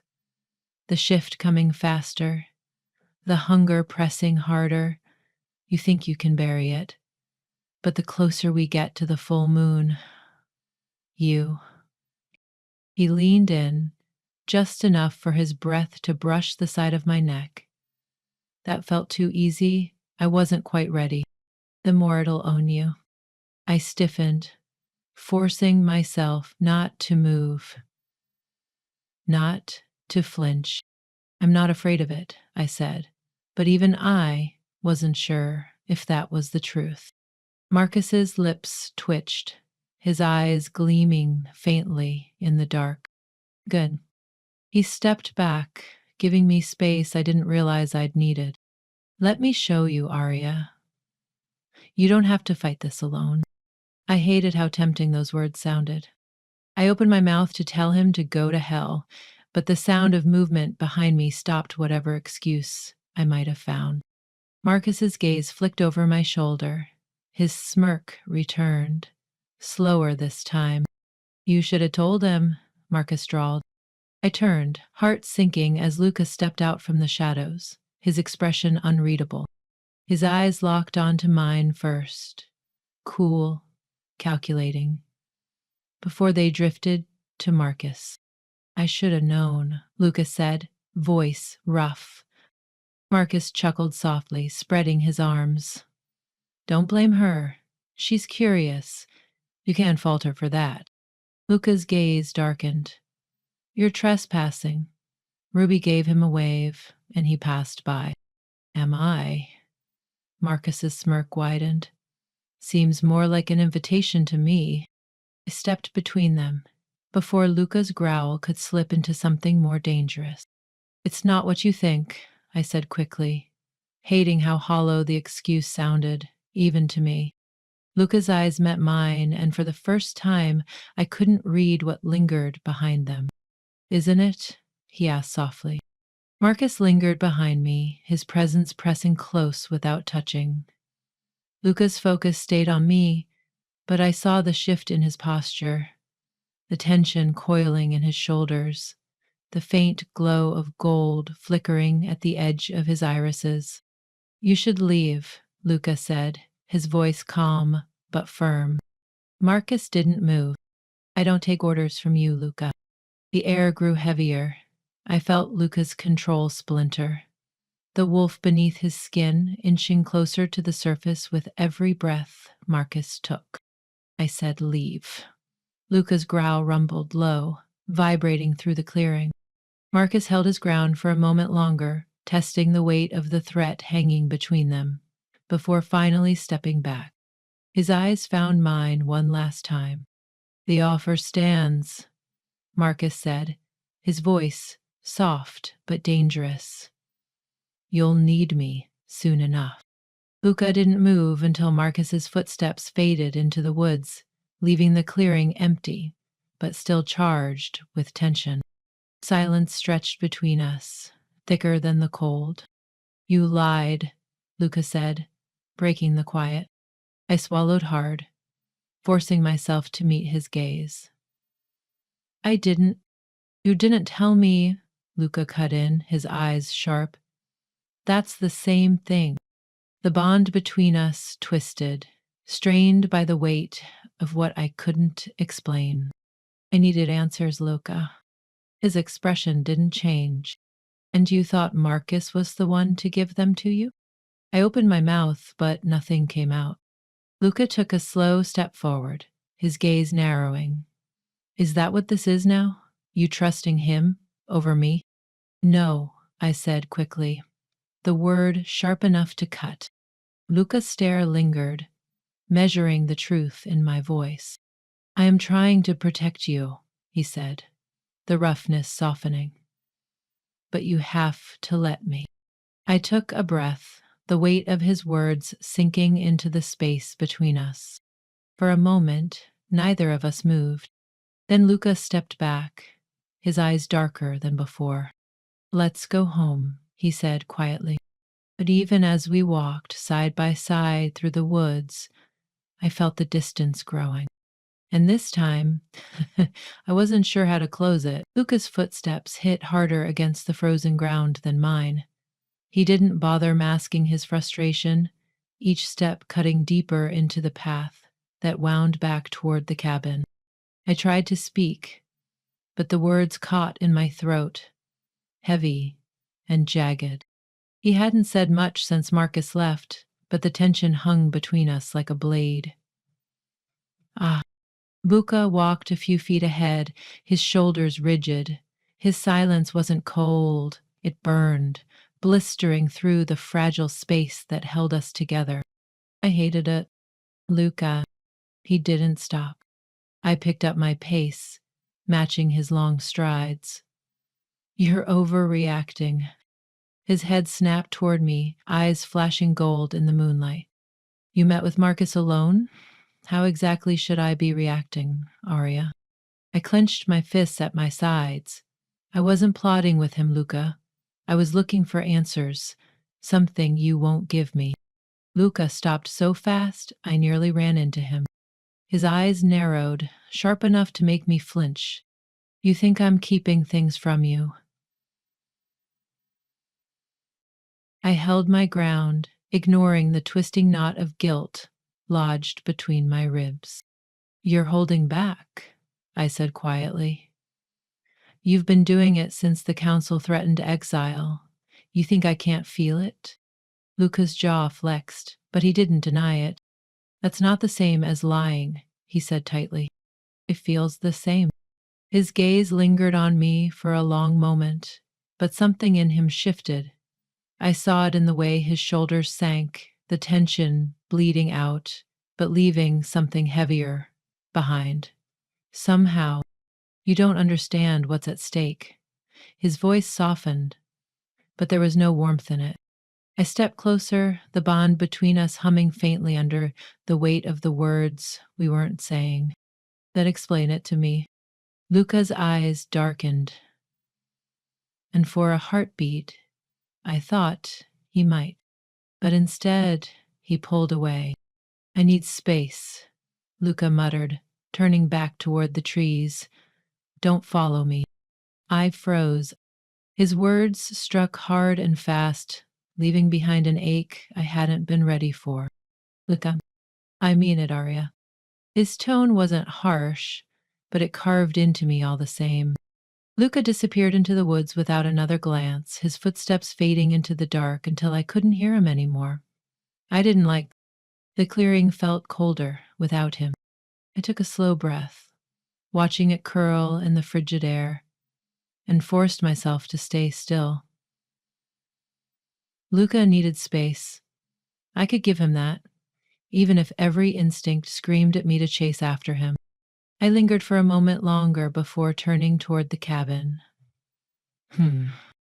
But the second I stepped onto the path, I felt it, eyes in the dark. I wasn't alone. The wind shifted, carrying with it a scent I didn't recognize. It wasn't Marcus. I took another step forward, listening carefully. The forest held its breath, but the weight of someone watching pressed down on me like a warning. Bees. The realization hit like ice water down my spine. Luca was gone, and whoever was out there knew it. I exhaled slowly, scanning the tree line. The shadows didn't move, but I felt them circling. Predators testing the edges of the kill. I wasn't helpless. If Marcus thought leaving me vulnerable would earn him points with the council, he'd underestimated me. I crouched low, slipping silently between the trees, following the faint thread of their scent. They weren't far. The first one materialized from the shadows a few feet ahead, half hidden behind a fallen log. His scent hit me first. Wolf, but unfamiliar. Not Marcus's pack. His eyes met mine briefly, but he didn't attack. He was testing me, waiting. I straightened slowly, letting the moonlight catch the faint silver still lingering in my eyes. Are you lost? I asked, my voice calm, despite the coil tightening in my chest.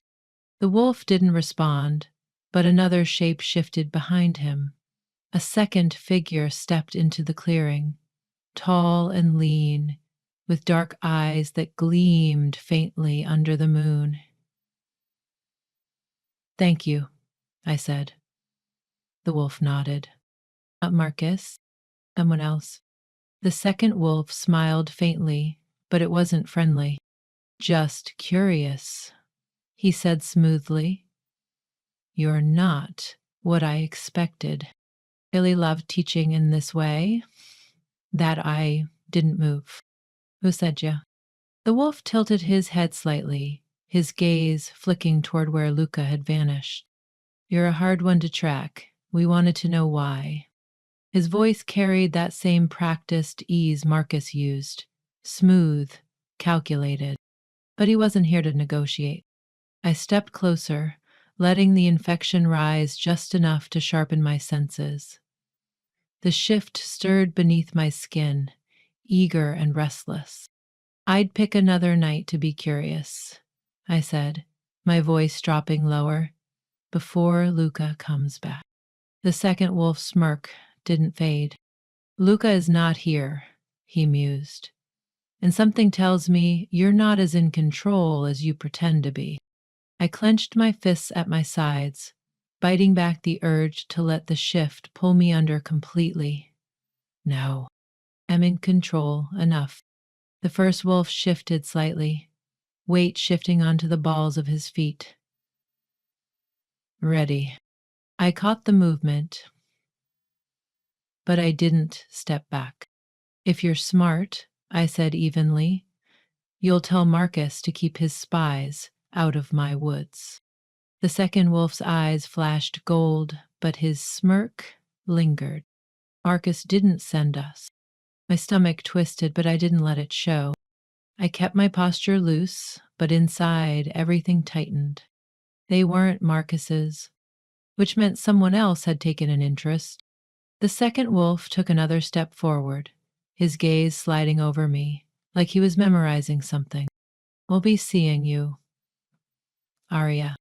I didn't blink as he turned and melted back into the trees, the first wolf following silently behind him. The forest swallowed their presence, but I stayed rooted to the spot, listening until the faintest traces of their scent faded entirely. Even then, I didn't move. I stayed there, alone, under the weight of the moon, and realized two things. Marcus wasn't the only threat I had to face, and Luca wouldn't always be there to stand between me and the wolves, waiting in the dark. Chapter 8. Wolves on the Edge. The river marked the line between Luca's territory and Marcus's. It wasn't wide, 3 strides at best, but the weight of it felt more like a canyon stretched between 2 worlds that could never coexist. Slowly, she became conscious of rocks, silting, bending. Luca stood on the near side, arms crossed, watching the trees on the opposite bank. Marcus was late, and Luca's patience was thinning. I felt it in the way his fingers flexed subtly against his biceps, like he was itching for a fight. You don't have to do this, I said quietly. Luca didn't look at me. His eyes stayed on the shadows just beyond the trees, tracking every shift in the underbrush. Yes, I do. I stepped closer, my shoulder brushing his. His heat sank into me, but the distance between us lingered. You're not his keeper, I said. Whatever he's playing at, it's not your fight. His eyes flicked to mine, sharp and golden in the half-light. It is, if he keeps dragging you into it. Before I could argue, Marcus emerged from the trees like he'd been waiting for the tension to peak. Look at that, Marcus said, stepping onto the icy stones along the riverbank. I half expected you to stay in bed and let her come alone. Luca's growl vibrated through the air, low and menacing. His wolf rode just beneath the surface, and I could almost see the shift rippling beneath his skin. Watch your mouth, Luca warned. Marcus's grin only grew. I'm just pointing out the obvious. Arya doesn't need you hovering over her every move. Maybe she likes having options. I stiffened, but Luca moved faster.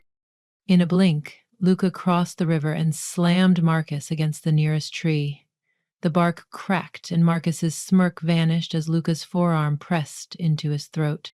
You think you can walk into my territory and sniff around Arya like she's yours to claim? Luca's voice dropped lower, rough with the edge of something feral. I should break you for even suggesting it.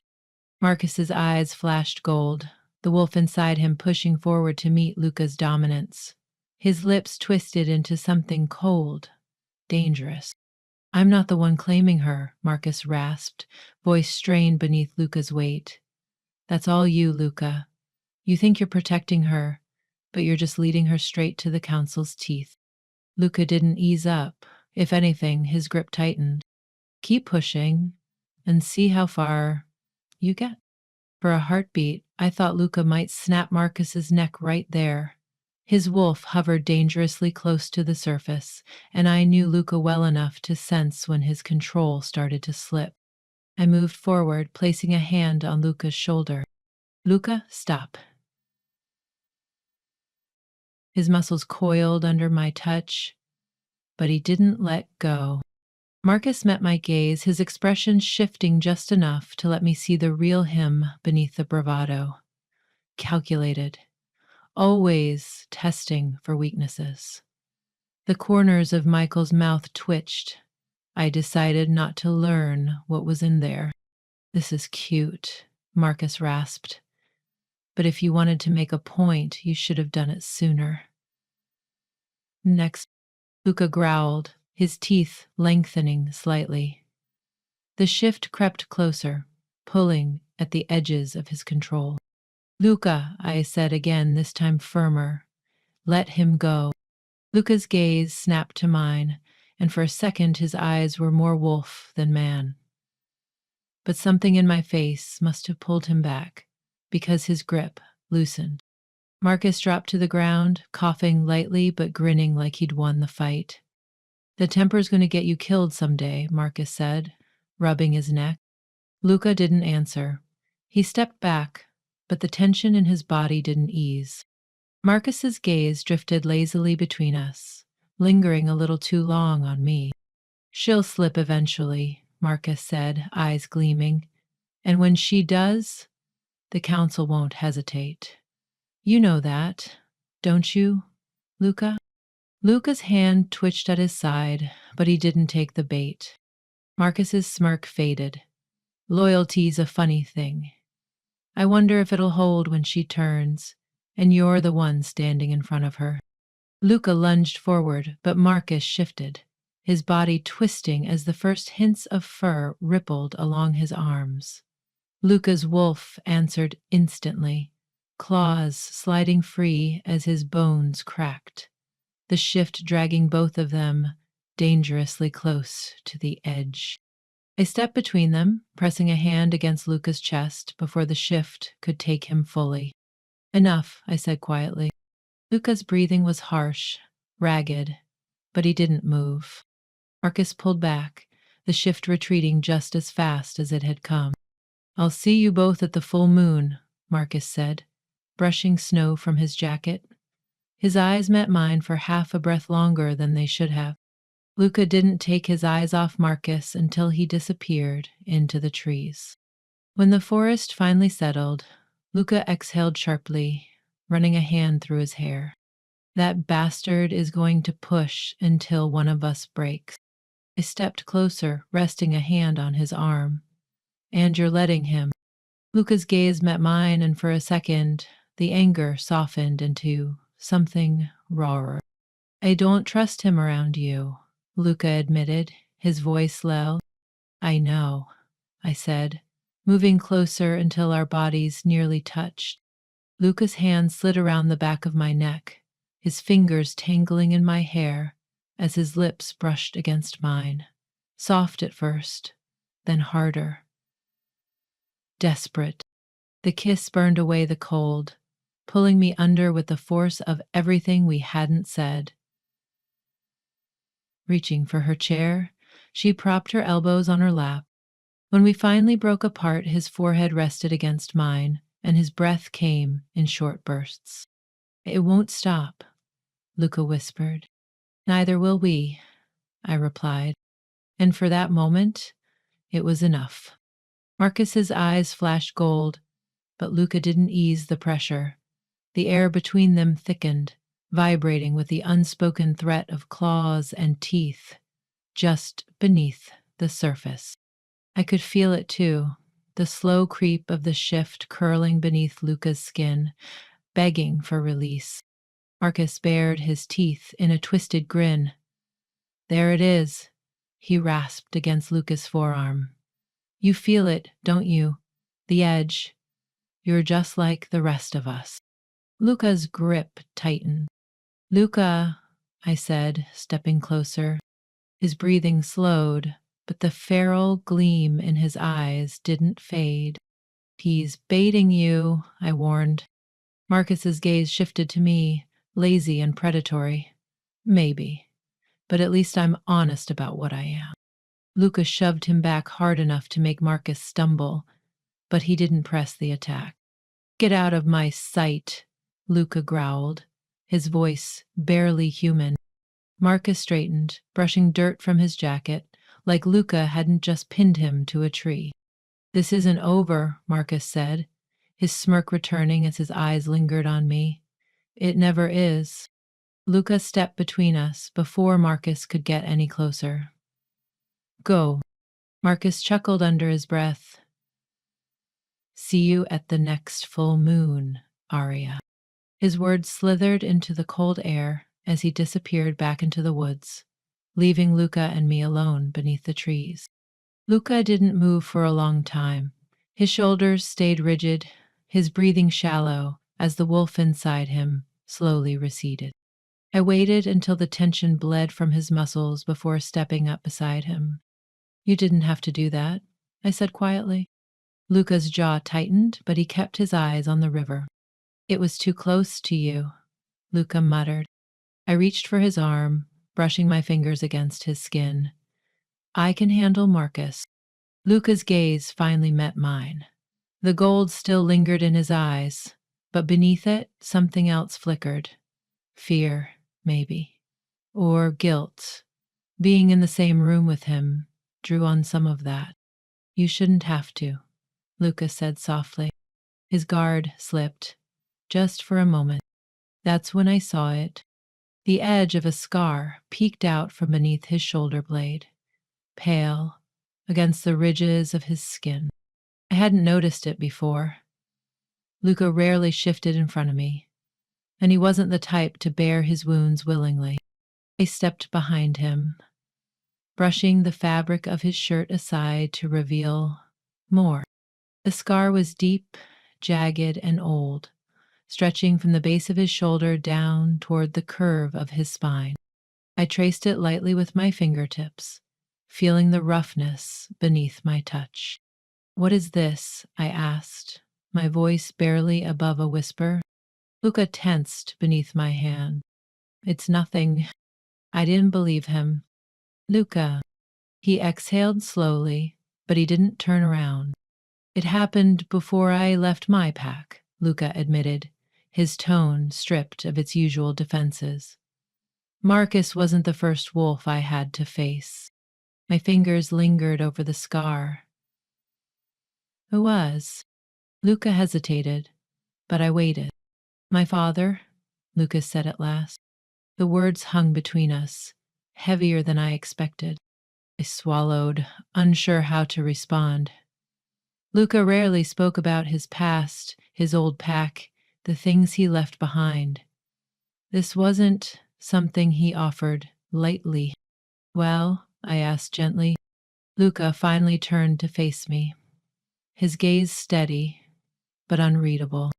"Because I didn't kill the hybrid they told me to," he said. "I chose her over the pack, and I paid for it. The scar, the tension, the weight he carried every time Marcus circled too close." Describing it all made sense now. I reached for him without thinking, curling my hand around the back of his neck. Luca's eyes darkened slightly, but he didn't pull away. You saved her, I said quietly. Luca's gaze dropped to the space between us. Not for long. I felt the sharp edge of his guilt bleeding through the bond we shared, the kind that didn't fade, no matter how much time passed. The fishmaster sighed, bordering on weariness. He wasn't you, Arya, Luca murmured. I won't let the same thing happen again. His words stirred something deep in my chest, something equal parts warmth and ache. I brushed my thumb along the ridge of his scar, feeling the steady pulse beneath his skin. Before you forget, you're not that wolf anymore, I whispered. Luca's eyes lifted to mine, and for once, he let the wall between us fall completely. The bond hummed, thrumming softly beneath the weight of everything left unsaid. I hope you're right, Luca murmured, his hand covering mine. I leaned into him, resting my forehead against his chest as his arms slipped around me. For now, the fight was over. But Marcus's words lingered, curling at the edges of my mind like smoke refusing to fade. Honeybee Hearts, Chapter 9. The Beast Beneath. The moon hung low, swollen and full, dripping silver light onto the snow-dusted clearing outside the cabin. I felt it before I saw them, the pull of Marcus's wolves lurking at the edges of Luca's territory, like vultures circling something wounded. I stood near the tree line, my skin prickling with unease.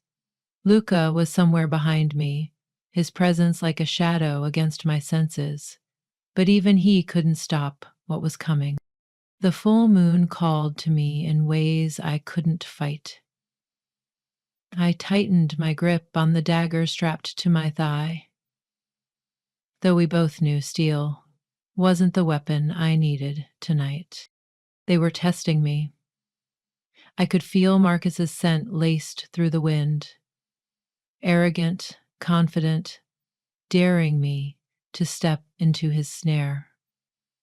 I should have stayed inside, but the beast under my skin itched to fight. The shadows shifted along the ridgeline, and then they emerged, leering at me as if they waited for me to finally fall. 4 wolves, all dark and broad-shouldered, stepped into the clearing with the kind of predatory grace that came with experience. I recognized one of them, Marcus's second, Jasper, his eyes glowing faintly as his gaze settled on me.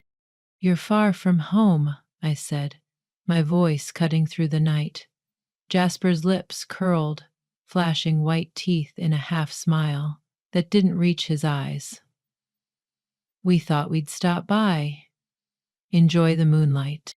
I didn't miss the way their eyes flicked to the cabin behind me. They were waiting for Luca. He's not here, I lied, stepping forward to block the path leading back to the cabin. If you're here for a fight, you'll have to deal with me. Jasper's smirk widened. That's the plan. The air shifted violently. They lunged. I barely had time to draw the dagger before the first wolf hit me, his weight slamming into my ribs and driving me backward into the snow. I twisted, driving the blade into his side, but he rolled away before I could push deeper. The second wolf was faster. I felt his claws rake across my shoulder, shredding fabric and leaving fire in their wake. I snarled, the sound more animal than human, and felt the shift pull me under like a riptide. I didn't stop it. My bones cracked, skin rippling as the infection spread through me, warping my body into something that didn't belong to either world. The world sharpened.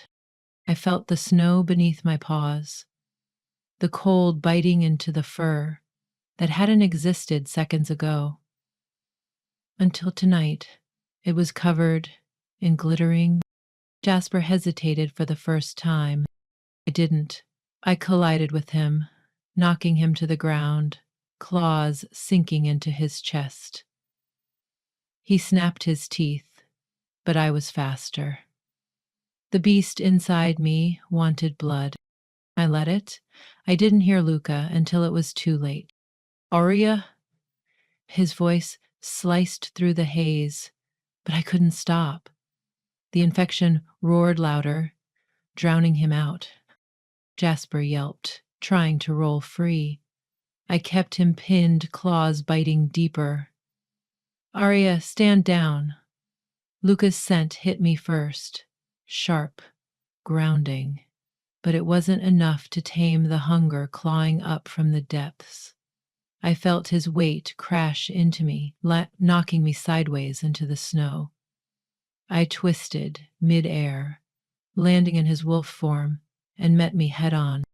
I growled, circling him. His eyes met mine, gold, steady, unmoving. Come back, Luca growled softly, lowering his stance in submission. It's me. The words barely registered. I lunged.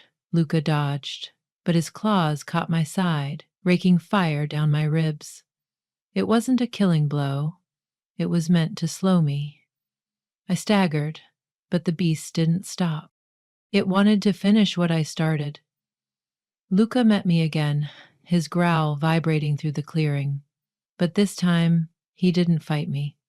He leaned forward, baring his neck. The ultimate surrender. The sight jarred something loose. I stumbled, the weight of the shift pulling back, and in the next breath, I was human again, shivering in the cold. Luca shifted with me, snow clinging to his bare skin. He caught me before I collapsed, pulling me against his chest. You're stronger, Luca muttered, breath warm against my hair. I nodded, but I couldn't find the words. Jasper limped to his feet a few yards away, blood dripping from his muzzle.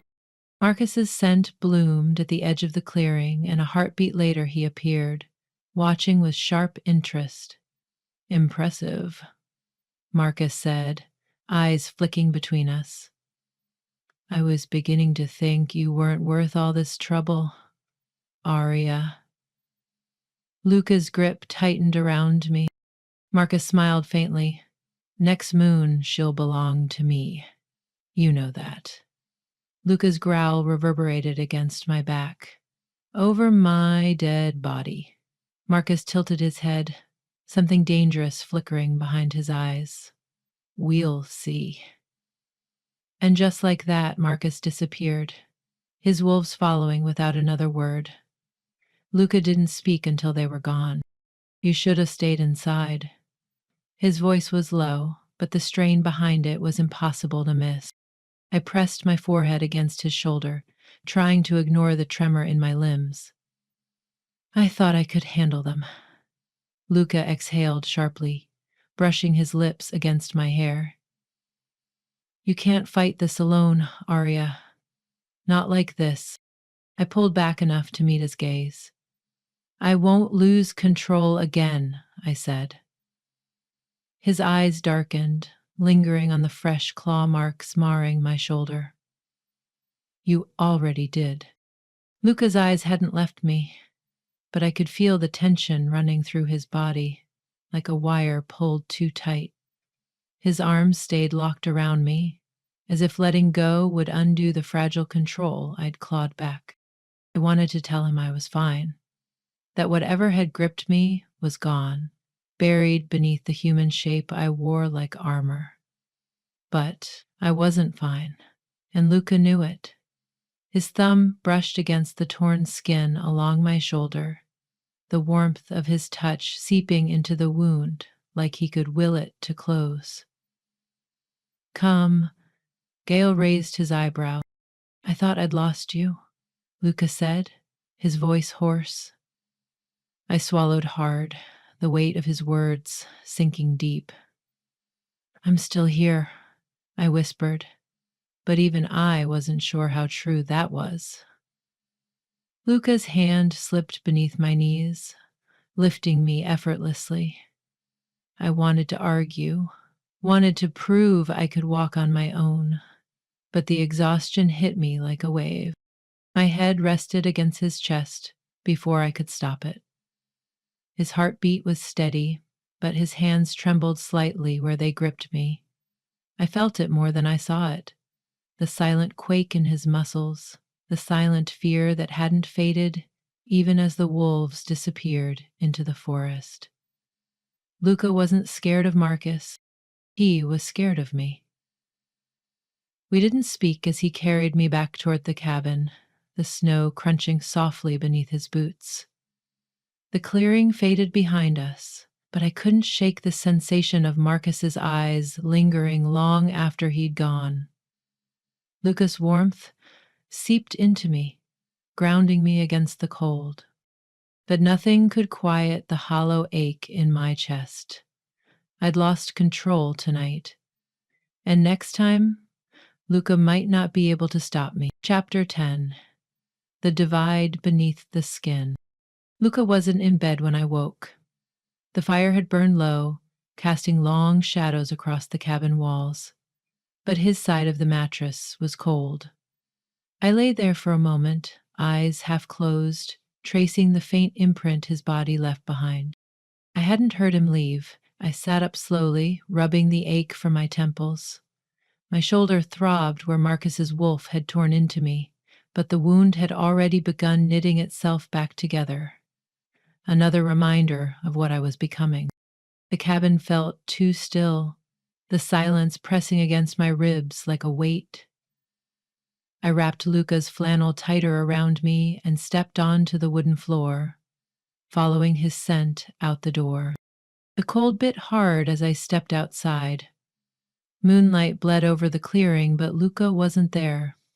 His tracks led toward the river, heavy and deliberate. I hesitated at the tree line. He didn't want me to follow.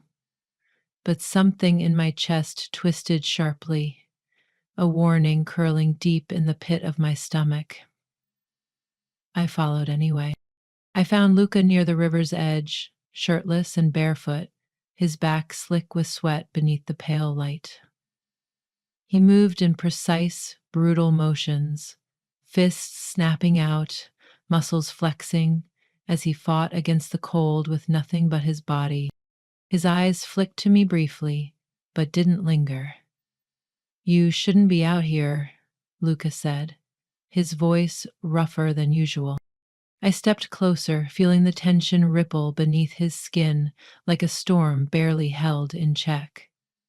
"I woke up alone," I replied quietly. Didn't seem like you wanted company either." Luca struck out again, fists colliding with the thick trunk of a pine tree. Bark splintered beneath the force of the blow, but he didn't stop. The scent of his blood sharpened in the air. "You're hurting yourself." He ignored me, muscles coiling tighter with every swing. "Luca." He stopped mid-motion, fists trembling against the bark. His breathing came hard, shoulders rising and falling in sharp, shallow bursts. "I can't protect you if I'm weak." The words sliced through the cold, raw, and stripped bare.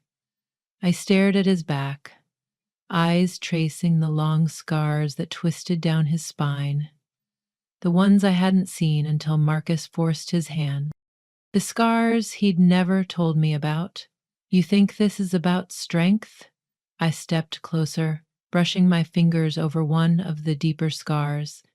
His body flinched beneath the touch, but didn't pull away. "Luca, you can't fight what's happening to me." His shoulders tensed. "I know. Then why are you out here beating yourself bloody? Arson?" He exhaled sharply, lowering his hands to his sides. His head dipped slightly, but I couldn't see his face. "Because I can't stop it," he said quietly. "I can't stop you." The cold wrapped around me, but it wasn't enough to drown out the steady thrum of Luca's pulse beneath my fingertips. He turned slowly, his eyes darker than I'd ever seen them. You scare me, Arya. The admission knocked the air from my lungs. I opened my mouth, but nothing came out. Luca's gaze burned into me, steady and unwavering. I've fought wars for this pack. I've faced Marcus, his wolves, and every threat that crossed my borders. But you? His voice dropped, rough with something heavier. You're the only thing that could make me lose control. I swallowed hard, trying to ignore the sharp sting behind my ribs. I'm not your enemy, I said softly. Luca's hand rose, his fingers brushing the side of my jaw. His touch was light, almost hesitant, as if too much contact might break something fragile between us. You're not, he murmured. But I can feel it, Arya. When the time comes, when the time comes. My heart hammered against my chest, but I refused to look away. You think? I'll hurt you. Luca's thumb brushed over the corner of my mouth, tracing the scar Marcus's wolf had left behind. I think you'll burn everything down, trying not to. The bond between us stretched thin, pulling tight like a thread fraying at the edges. I pressed my forehead against his, closing my eyes. I won't let it take me, I whispered. Luca's breath fanned against my lips, but he didn't close the distance. His hand slipped to the back of my neck, his grip steady but unyielding. You say that now, he murmured, but what happens when Marcus pushes too hard? When the council forces my hand? I met his gaze, the weight of his fear settling deep inside my bones. I won't lose you, I said. Luca's eyes darkened. That's not your choice to make. We didn't return to the cabin right away. Luca stayed by the river, watching the moon slip lower in the sky, while I sat near the tree he'd broken apart with his fists. The distance between us had never felt wider. I could feel him retreating, one step at a time. The worst part was knowing I couldn't stop it. Luca stayed by the river long after the cold should have driven him inside. His bare shoulders glistened under the moonlight, muscles taut, his breaths slow and measured. He hadn't spoken since his confession, but his silence spoke volumes. I didn't push. Instead, I sat on the frost-dusted ground, watching him out of the corner of my eye as the night stretched thinner. Around 0600, he turned and looked out the window. I wanted to close the space between us, to pull him back before the weight of whatever haunted him dragged him under. But I couldn't chase him if he wasn't ready to be caught. And part of me wasn't sure he wanted to be. The cold seeped through Luca's flannel, but I didn't move. I needed the chill, needed to feel something other than the tension curling like smoke inside my chest. Number 36. Your mind does not have flesh. Luca thought I'd destroy everything trying to keep the infection at bay. Maybe he was right. But if I lost him now, there wouldn't be anything left to burn. By the time we returned to the cabin, the fire in the hearth had burned down to ash. Luca opened the door without a word, stepping aside to let me pass. I hesitated at the threshold, my heart thudding too loudly in the quiet. I'd imagined returning home after a fight would feel easier, the kind of ease that settled into your bones, like the warmth from a lingering fire. But the cabin felt colder now. Luca disappeared into the back room without another glance. The door closed softly behind him, leaving me alone in the dark. I leaned against the wall, pressing my palms against the rough wood, and exhaled slowly. The air around me felt heavy, laced with something unsaid, something that had been lingering for days. Luca had spent the past week training harder, running further, returning to the cabin long after the moon had risen. He never said it aloud, but I felt it every time he slipped out the door without a word. He was preparing to let me go. Maybe not today, maybe not tomorrow, but soon. And I couldn't let that happen.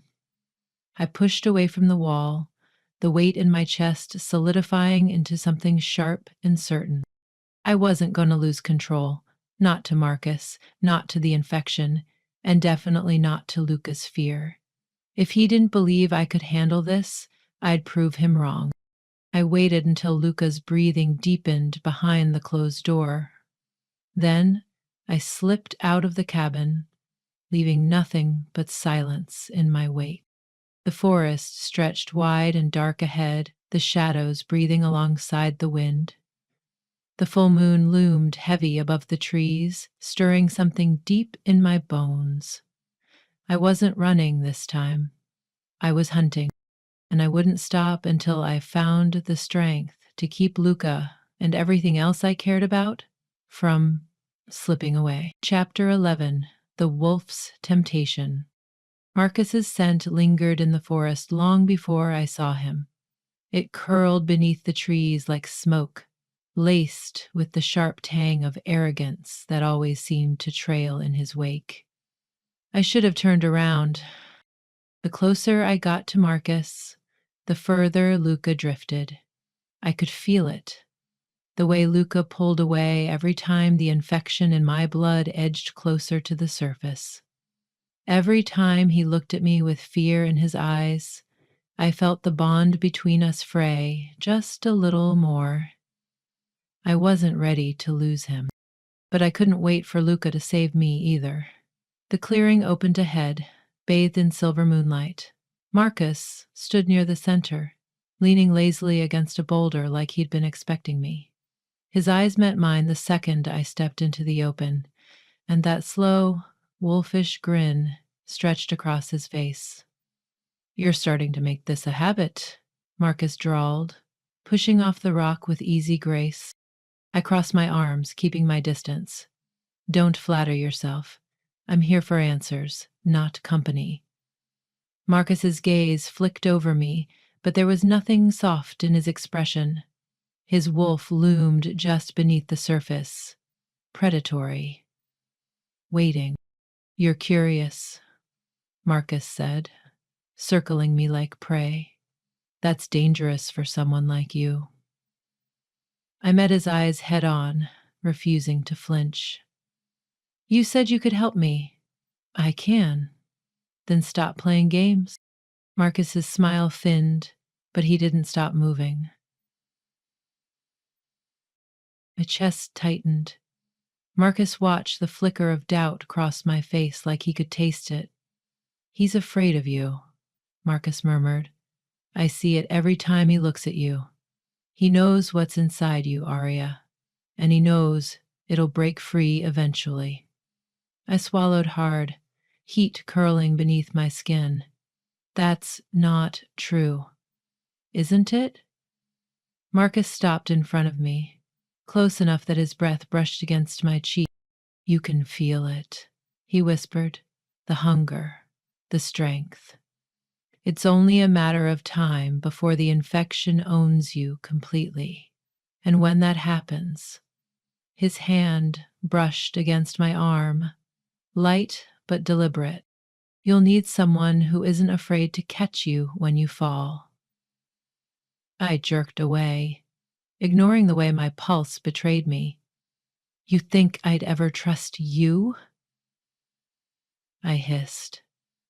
Eustace helped me climb to my feet, my heart pounding. Marcus's eyes gleamed in the moonlight, sharp and unrelenting. "You already do," he said simply. I hated how much truth lingered in those words, but beneath the surface, beneath the arrogance and the sharp edges, there was something else. Marcus wasn't offering help out of kidness. He wanted me to break, and I wasn't about to give him that satisfaction. I took a slow step back, putting distance between us. I'm not yours to claim, I said, my voice colder than before. Marcus tilted his head slightly, but that infuriating smirk never faded. Not yet. I turned without another word, letting the forest swallow him behind me. Yeah. I didn't realize Luca had followed me until I stepped into the clearing by the river. His scent caught me first, blending with the sharp edge of pine and snow. But it wasn't the comforting presence I was used to. Luca leaned against the old oak, arms crossed, his gaze cold and unreadable as I approached. My heart twisted painfully. "How long have you been following me?" I asked quietly. Luca's eyes didn't waver. "Long enough." The space between us stretched, heavy with unspoken words. "You should have told me," Luca said, his voice rough with restrained anger. "You went to him alone." I stepped forward, but Luca didn't move. "I didn't ask you to follow." "You didn't have to." Silence fell like a stone between us, cutting sharper than claws. Luca exhaled slowly, raking a hand through his hair. "He's playing you, Arya." His eyes darkened, frustration bleeding into his words. "Marcus doesn't want to help you. He wants to control you." "I know that," I snapped, "but I can't stand by and wait for this to tear me apart, Luca. If you won't help me, I'll find someone who will." Luca's expression hardened, the muscles in his jaw flexing as he pushed off the tree. "You think I don't want to help you?" His voice lowered, rough and dangerous. "I've spent every day trying to keep you from slipping over the edge, Arya. But Marcus—" "This isn't about Marcus," I cut in. Lucas stopped. His eyes met mine, but something flickered behind them. Something that looked too much like fear. I took a slow step closer, my voice softening. "You're afraid of what I'm becoming," I said quietly. "Aren't you?" Luca didn't answer right away. His hand brushed against the scar along his side, the one he got fighting Marcus's wolves, and his gaze dropped slightly.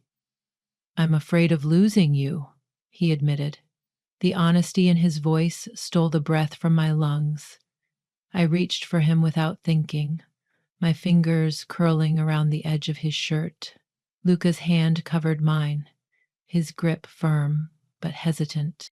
"You won't lose me," I whispered.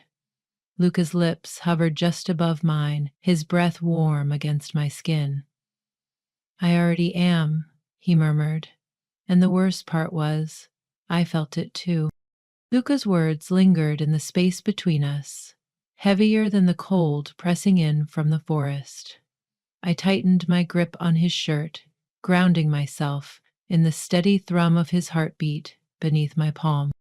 But even as I stood there, feeling the heat of his body and the weight of his gaze, I knew the divide between us hadn't closed. Luca had followed me tonight because he didn't trust me. And worse, he didn't trust himself. "I'm not leaving," I said softly, searching his face for any sign that he believed me. Luca's jaw clenched, but he didn't pull away.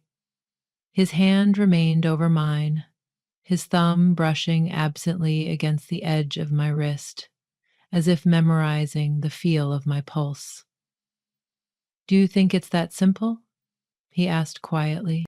I held his gaze, refusing to let the tension unravel. "It has to be." But Luca didn't say any of those things.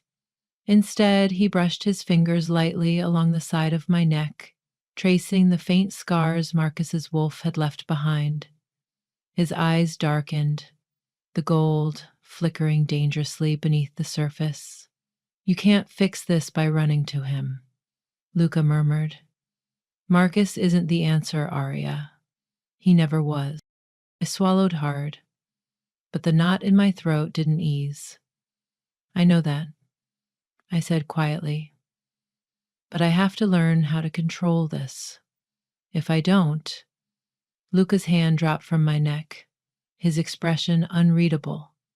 "You will," he said, but there was hesitation in his voice. doubt slipping through the cracks he tried so hard to hide. I stepped back, letting the space between us widen. "You don't believe that," I murmured, more to myself than to him. Luca didn't answer. The truth lay there, raw and open.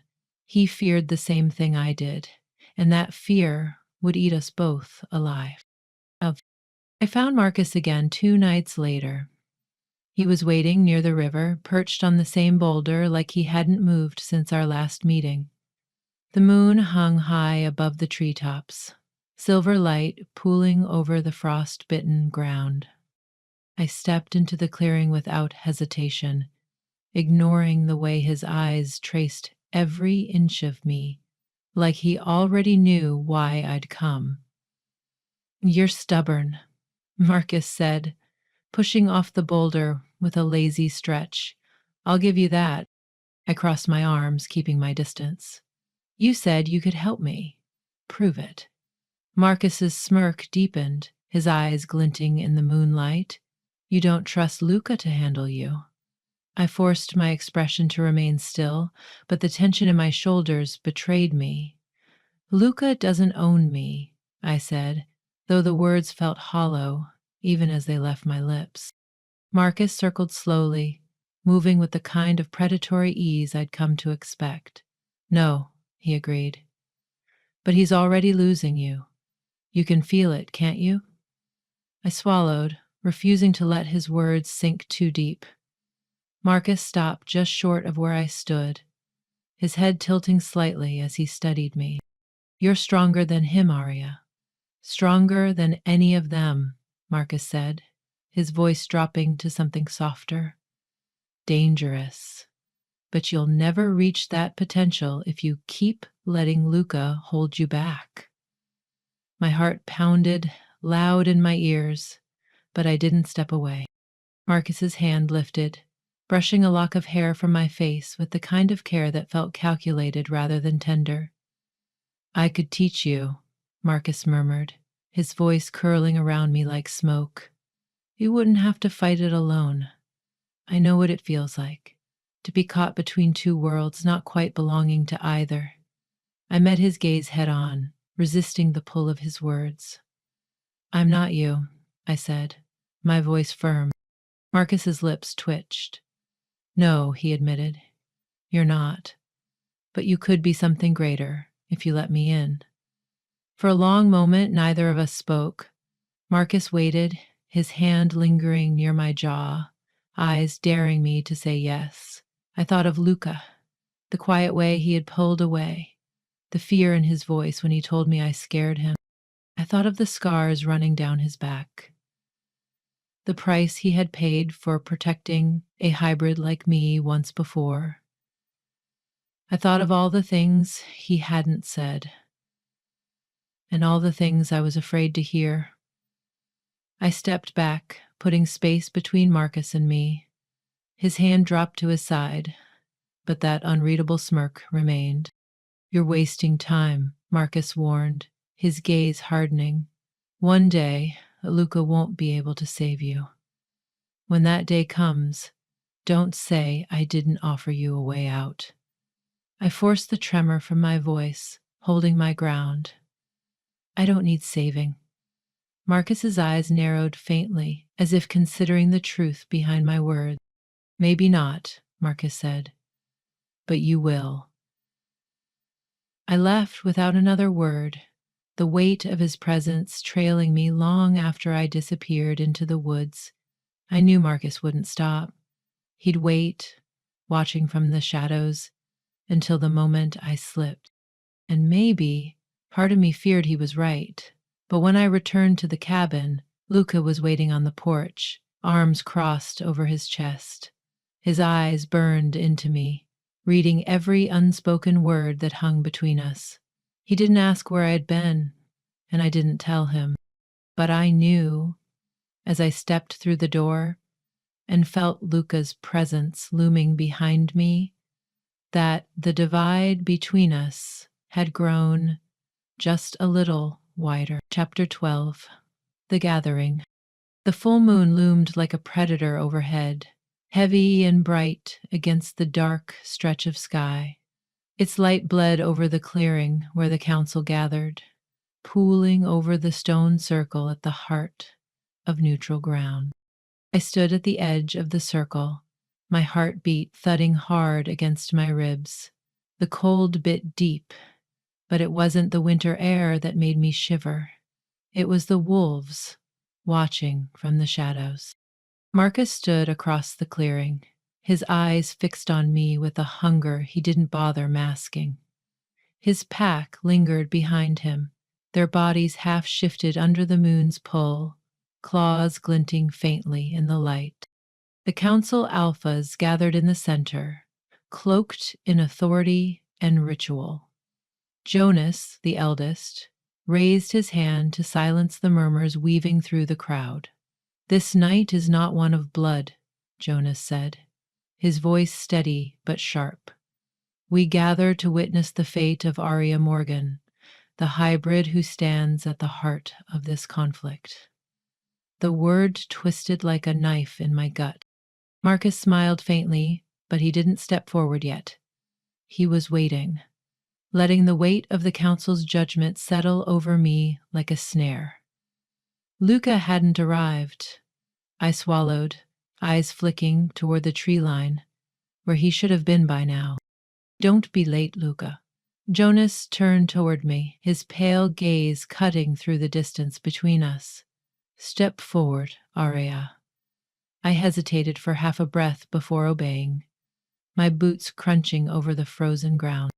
Marcus's gaze burned into me, but I kept my focus on Jonas. "As tradition dictates," Jonas continued, "on the night of the full moon, those who bear unnatural blood must either prove control or surrender to pack judgment." His eyes narrowed slightly. "You understand what's at stake?" I nodded once. "I do." Marcus's smirk widened. "Then let's begin." Jonas opened his mouth to speak the formal rites, but Marcus stepped forward, cutting him off.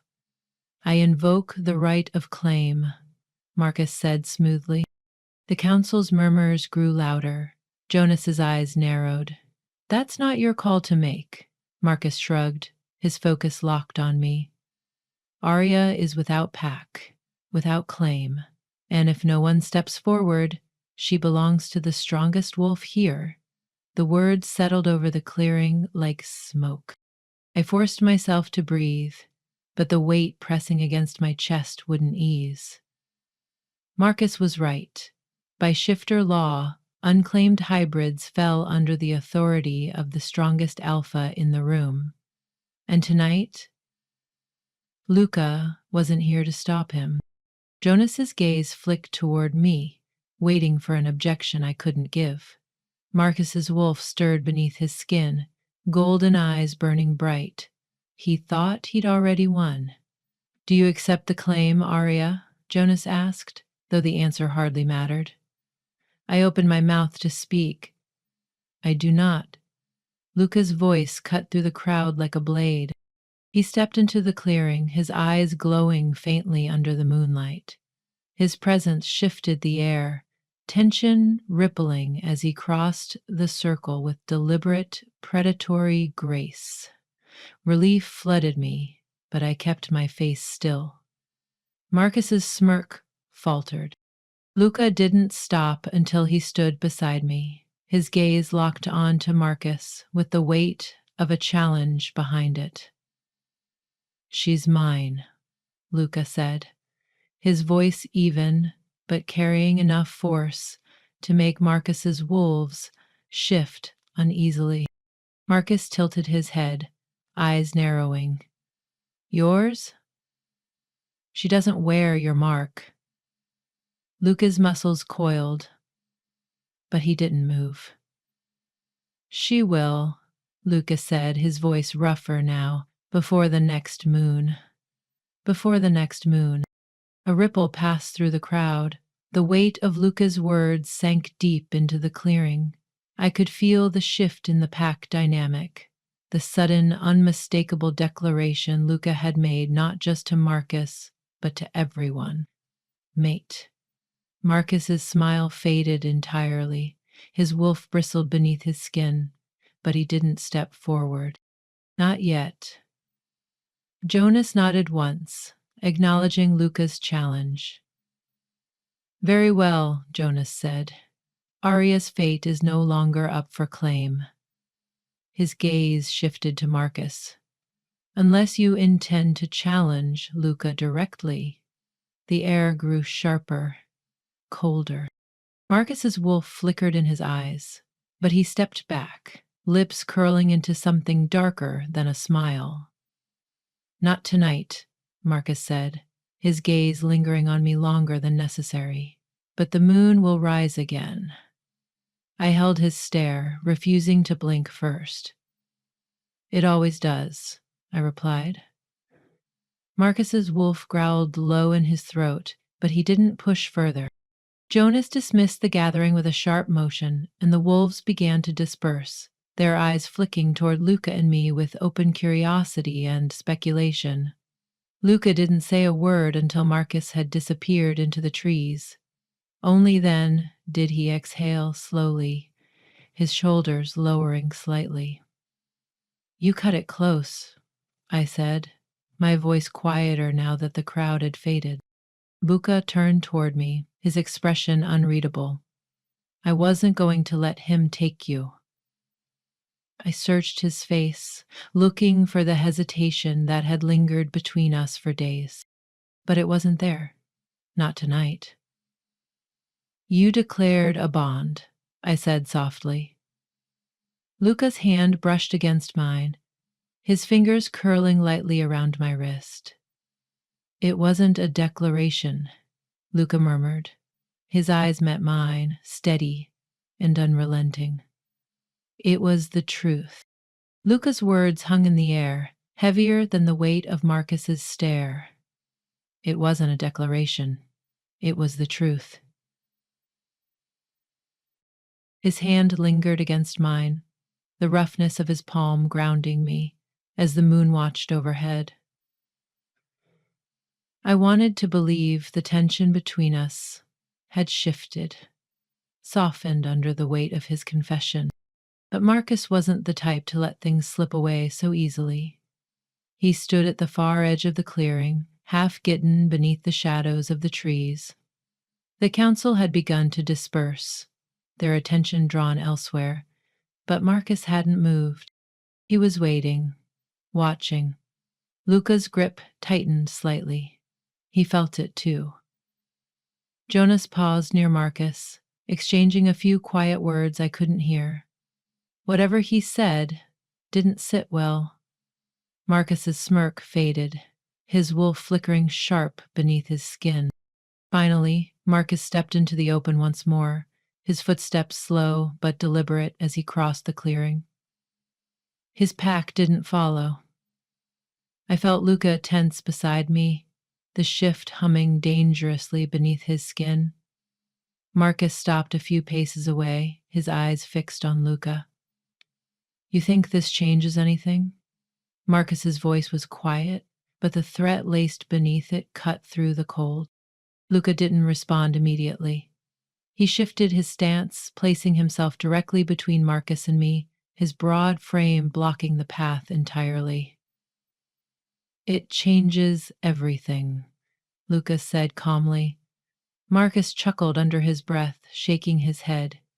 You can't protect her forever. His gaze flicked toward me, sharp and lingering. Eventually, she'll break, and when she does, Luca's growl cut him off, low and dangerous. You won't be the one to catch her, Luca snapped. Marcus's smile returned, slow and deliberate. Won't I? Marcus's eyes burned gold beneath the moonlight. You forget what she is, Luca. Hybrids don't stay tethered long. They slip away. It's in their nature. Luca took a step forward, his energy crackling around him like a storm ready to break. She's not your concern, Luca said. Marcus's smirk didn't waver. She will be. Jonas's voice rose behind them, sharp and cutting. Enough. The tension in the clearing stretched thin, but Luca didn't look away from Marcus. Jonas crossed the stone circle, his gaze hard. This isn't the place for a fight. Marcus tilted his head, but he didn't argue. No, Marcus agreed. It's not. Luca's wolf bristled, muscles flexing beneath his skin. I could feel the restraint simmering just beneath the surface. The careful control Luca barely held on to. Marcus felt it too. We settled this at the next full moon, Marcus said, his eyes locking onto Luca's. One way or another. Luca's jaw tightened, but he gave a single nod. Agreed. Marcus lingered for a breath longer, his eyes flicking toward me one last time before he stepped back, melting into the shadows. His wolves followed, their silent retreat disappearing into the forest, the only humans inside swallowing their sorrow in silence. Luca stayed still, his breathing slow and measured, but I felt the weight pressing into him long after Marcus was gone.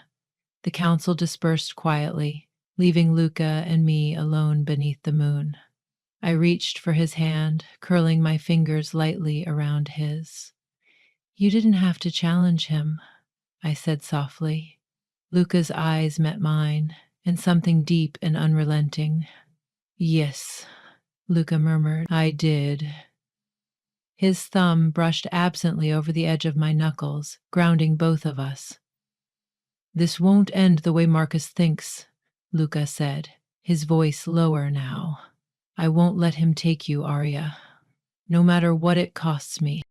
His words should have reassured me, but all I felt was the sharp edge of dread curling beneath my ribs. Because I knew Marcus, and Marcus didn't fight fair. Chapter 13, The Wolf's Reckoning. The full moon hung low, heavy and swollen with the weight of what was about to happen. Luca's body thrummed beside me, his energy coiling tighter with every step toward the clearing. His muscles flexed beneath the thin cotton of his shirt, his eyes already flickering gold in the moonlight. Tonight, this would end. Marcus was waiting. I felt his presence long before I saw him, his scent curling through the forest like a brand, staking his claim on ground that wasn't his. His wolves stood at the edge of the clearing, eyes glowing faintly, hunger pressing against the boundary that separated them from us. Luca stopped just shy of the circle's edge. I felt the tension in him, the barely leashed violence simmering under his skin. His wolf wanted out, wanted to rip Marcus apart beneath the moon, and for once, I wasn't going to stop him. Jonas stood in the center of the clearing, his gaze moving between Luca and Marcus, like he already knew this wouldn't end without blood. Step forward, Jonas called, his voice echoing through the quiet woods. Luca didn't hesitate. Marcus followed, his grin lazy, as if this was nothing more than a game he already knew he'd win. His gaze lingered on me for half a breath too long, and I felt the shift ripple beneath my skin in response. He wanted to provoke me. Luca caught it too. His growl was low, vibrating through the bond we shared. Jonas raised a hand to silence them both. We settled this by the old ways, Jonas said, his eyes narrowing. The council will not intervene. This is a matter of dominance and right. Marcus's smile widened, but Luca's gaze never wavered. Do you both accept the challenge? Jonas asked. Luca's eyes locked onto Marcus. I do. Marcus's gaze flicked toward me, lingering just long enough to make my stomach twist. I do, he said, voice smooth. Jonas stepped back, leaving the clearing to them. The second he moved, Marcus lunged. The shift tore through Luca in a heartbeat. One moment he was human. The next his wolf stood where he had been, fur bristling, claws slicing into the frozen ground. Marcus met him mid-air, their bodies colliding with the force of a thunderclap. I stood at the edge of the clearing, my breath caught in my throat as they fought. This wasn't dominance posturing. This was survival. Luca's wolf was larger, stronger, but Marcus was fast. He ducked beneath Luca's swipes, sinking his teeth into Luca's shoulder. Luca twisted violently, throwing Marcus aside with a snarl that rattled the trees. Blood stained the snow. Marcus rolled to his feet, already shifting back to human form, his lips curling in a smirk even as his chest heaved. "You can't stop this," Marcus said, his voice ragged but steady. "She'll break. You'll see it soon enough." You turn around and slowly, whispering to Margaret with each. Luca didn't shift back. His wolf circled, muscles rippling beneath his fur, eyes locked onto Marcus with a feral intensity I'd never seen before. Marcus lunged again, faster this time. Luca met him, their bodies crashing together in a whirlwind of claws and teeth, but I felt it the moment Luca faltered. Marcus's teeth found his side, ripping deep enough to make Luca stagger. I didn't think. The shift hit me hard, dragging me under in an instant. My bones cracked, muscles stretching, fur rippling along my arms as the infection inside me surged to the surface. The barely visible blood below screamed and hurt. Then came my sorrowful laughter when I felt better. I collided with Marcus before Luca hit the ground. The force of the impact sent Marcus sprawling. I followed, my wolf pressing down on him, teeth bared at his throat. I felt the power surge beneath my skin, raw and untamed. Kill him. The thought wasn't mine. It was something deeper, something primal, urging me to finish what Luca couldn't. Marcus's eyes met mine, and for the first time, I saw fear flicker behind them. I sank my teeth into his shoulder, and he howled beneath me, clawing at the earth. "Arya!"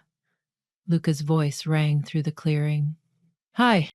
His wolf staggered to his feet, blood dripping from his flank.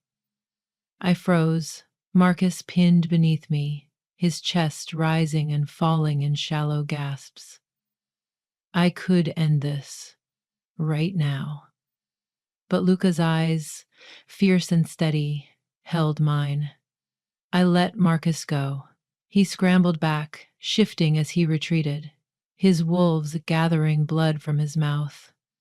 Luca shifted back, bare-chested and bloodied, but unbroken. "No," Luca said, his voice calm but final. "It is." Marcus held his gaze for a long moment before disappearing into the woods, his wolves following without another word. Luca swayed on his feet, exhaustion rolling off him in waves. I shifted back, breathless, barely catching him as he stumbled forward. "You're bleeding," I said, panic creeping into my voice. Luca grunted, leaning into me. "I'm fine, it's nothing." I pressed my forehead against his, my heart hammering too hard in my chest. "You saved me." I closed my eyes, feeling the bond between us hum, steady and strong beneath the moon. For the first time in weeks, I felt whole. Luca leaned into me, his weight solid but steady, as I helped him toward the edge of the clearing. His breath was warm against my temple, but his body trembled from the blood loss. Jonas stepped forward, his expression hard as the last traces of Marcus's wolves vanished into the woods. "The council has seen enough," Jonas said, his voice even but sharp. His gaze flicked to Luca's wounds, then to me.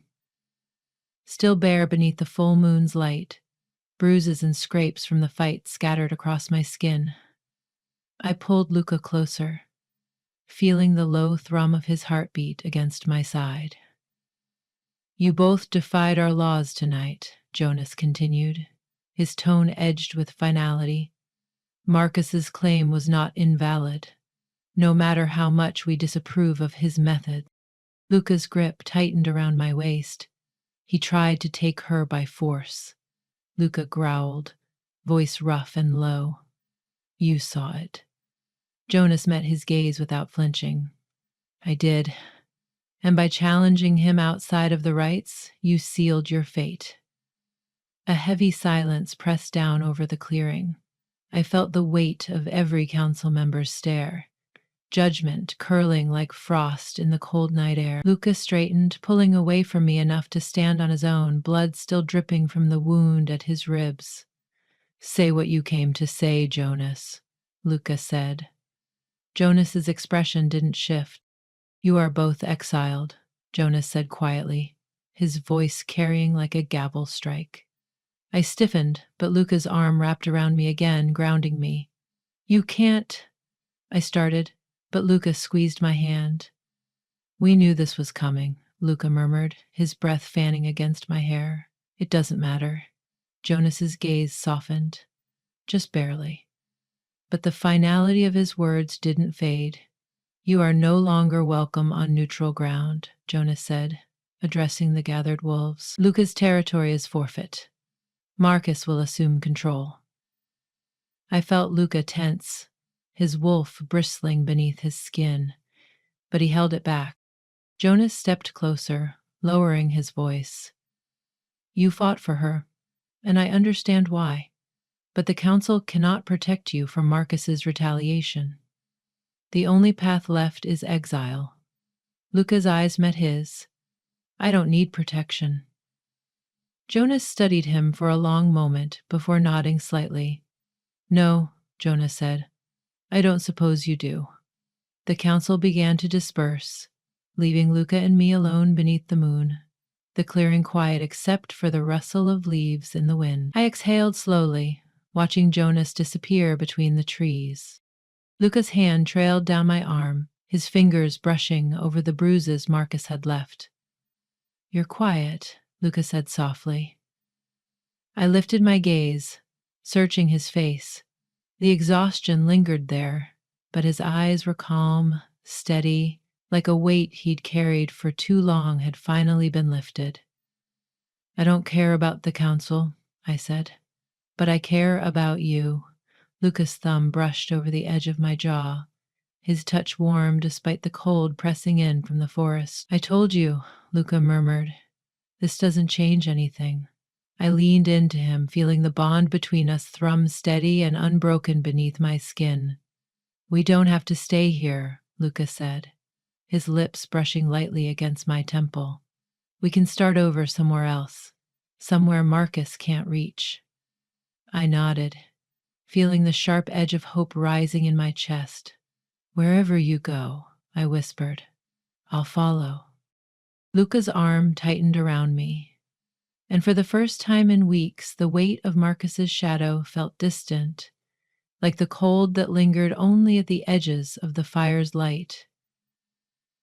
Then we leave tonight, Luca said softly, and as we walked side by side into the dark, the moon following overhead, I knew we were stronger now. Together. Chapter 14. Beneath the Skin. The forest felt different now. No more territory lines marked the trees. No invisible borders separated Luca and me from the rest of the pack. The air no longer carried the weight of the council's judgment or Marcus's threats. But there was something else. An emptiness, stretched thin like the air right before a storm. Luca hadn't spoken much since we left the clearing behind. His arm slung over my shoulders as we walked deeper into the woods. His breathing was slow, steady, but the tension that radiated from him said everything his words hadn't. I didn't push. I let the silence settle, curling around us like a second skin. It wasn't until we crossed the river, miles from the clearing, that Luca finally eased his weight off me. He stepped forward, bare feet pressing into the cold, mossy ground. I watched him quietly. The moonlight cut across his skin, illuminating the bruises that marred his ribs and the faint sheen of sweat that clung to him. "You're brooding again," he muttered. I didn't move. I smiled into the twinkle in his eye. "I don't brood," I shot back. His lips twitched. "You do when you're thinking too hard." I crossed my arms, leaning against a fallen log. "Can you blame me?" Luca's gaze flicked toward the sky, watching the clouds shift lazily across the stars. The wolf in him hadn't settled yet. I could feel it. A low hum beneath his skin, waiting. He hadn't fully shifted since the fight with Marcus. I wasn't sure if that was by choice or necessity. "Are you regretting it?" I asked, my voice softer than before. Luca's eyes slid back to me, gold flickering faintly behind the dark. "Regretting what?" "Challenging Marcus, leaving the pack, all of it." Luca exhaled slowly, his hands braced against his hips, as if he was weighing the question. Finally, he shook his head. "No," he said simply. "I knew what I was doing." I searched his face for any sign of hesitation, but Luca's expression remained calm, anchored in the quiet certainty I had come to trust. And yet, something still lingered beneath the surface. "Then why does it feel like you're holding back?" I asked quietly. Luca's gaze sharpened, locking onto mine with the kind of intensity that had always unnerved me. "I'm not holding back," he said, stepping closer. The space between us crackled, tension humming in the cool night air. I didn't move, neither did he. Luca's hand rose, brushing a stray lock of hair from my face. His fingers lingered against my cheek, rough and warm, grounding me even as his eyes darkened. "You're still afraid," I whispered. His thumb traced the line of my jaw, pausing just beneath my chin. "Not of you," Luca murmured, his voice low, "of what I might become when I'm with you." The bond between us tightened, pulling like a thread stretched too thin. I felt it curl around my ribs, sinking into the parts of me that Luca had already claimed. "I don't want you to hold back," I said, my voice barely audible. Luca's breath hitched. His hand slipped to the back of my neck, fingers tangling in my hair as he pulled me forward. His lips met mine with quiet intensity. Not desperate, but deliberate. I melted into him, the forest fading until there was nothing but the warmth of his mouth and the solid weight of his body pressing against mine. His other arm wrapped around my waist, dragging me closer, as if he was afraid I'd slip away if he let go. But I wasn't going anywhere. The bond pulsed stronger between us, hot and electric, until I could feel his heartbeat against mine. Luca's kiss deepened, and for the first time in weeks, the wolf inside me didn't fight him. She curled beneath the surface, content. I pulled back just enough to meet his gaze, breathing hard. Luca's forehead pressed against mine, his eyes half-lidded and glowing faintly gold.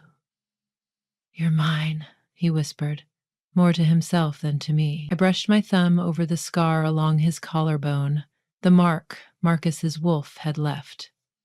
"And you're mine," I replied softly. Luca's arms tightened around me, but this time there was no hesitation. We stood there beneath the full moon, wrapped in each other's arms, and for the first time I felt the weight of exile lift. We didn't belong to each other, and that was enough. The forest cradled us in silence. Luca's breathing slowed, his forehead still pressed against mine, but I felt the steady thrum of his pulse beneath my fingertips. The bond between us held, stronger now, woven tight by everything we had endured, but the weight of the future lingered in the space around us, pressing in like the cold that refused to fade. Luca's hand skimmed down my back, grounding me as the last traces of tension bled from his body. For once, his wolf felt calm, resting beneath the surface instead of clawing to take control. I shifted slightly, brushing a lock of hair from his eyes.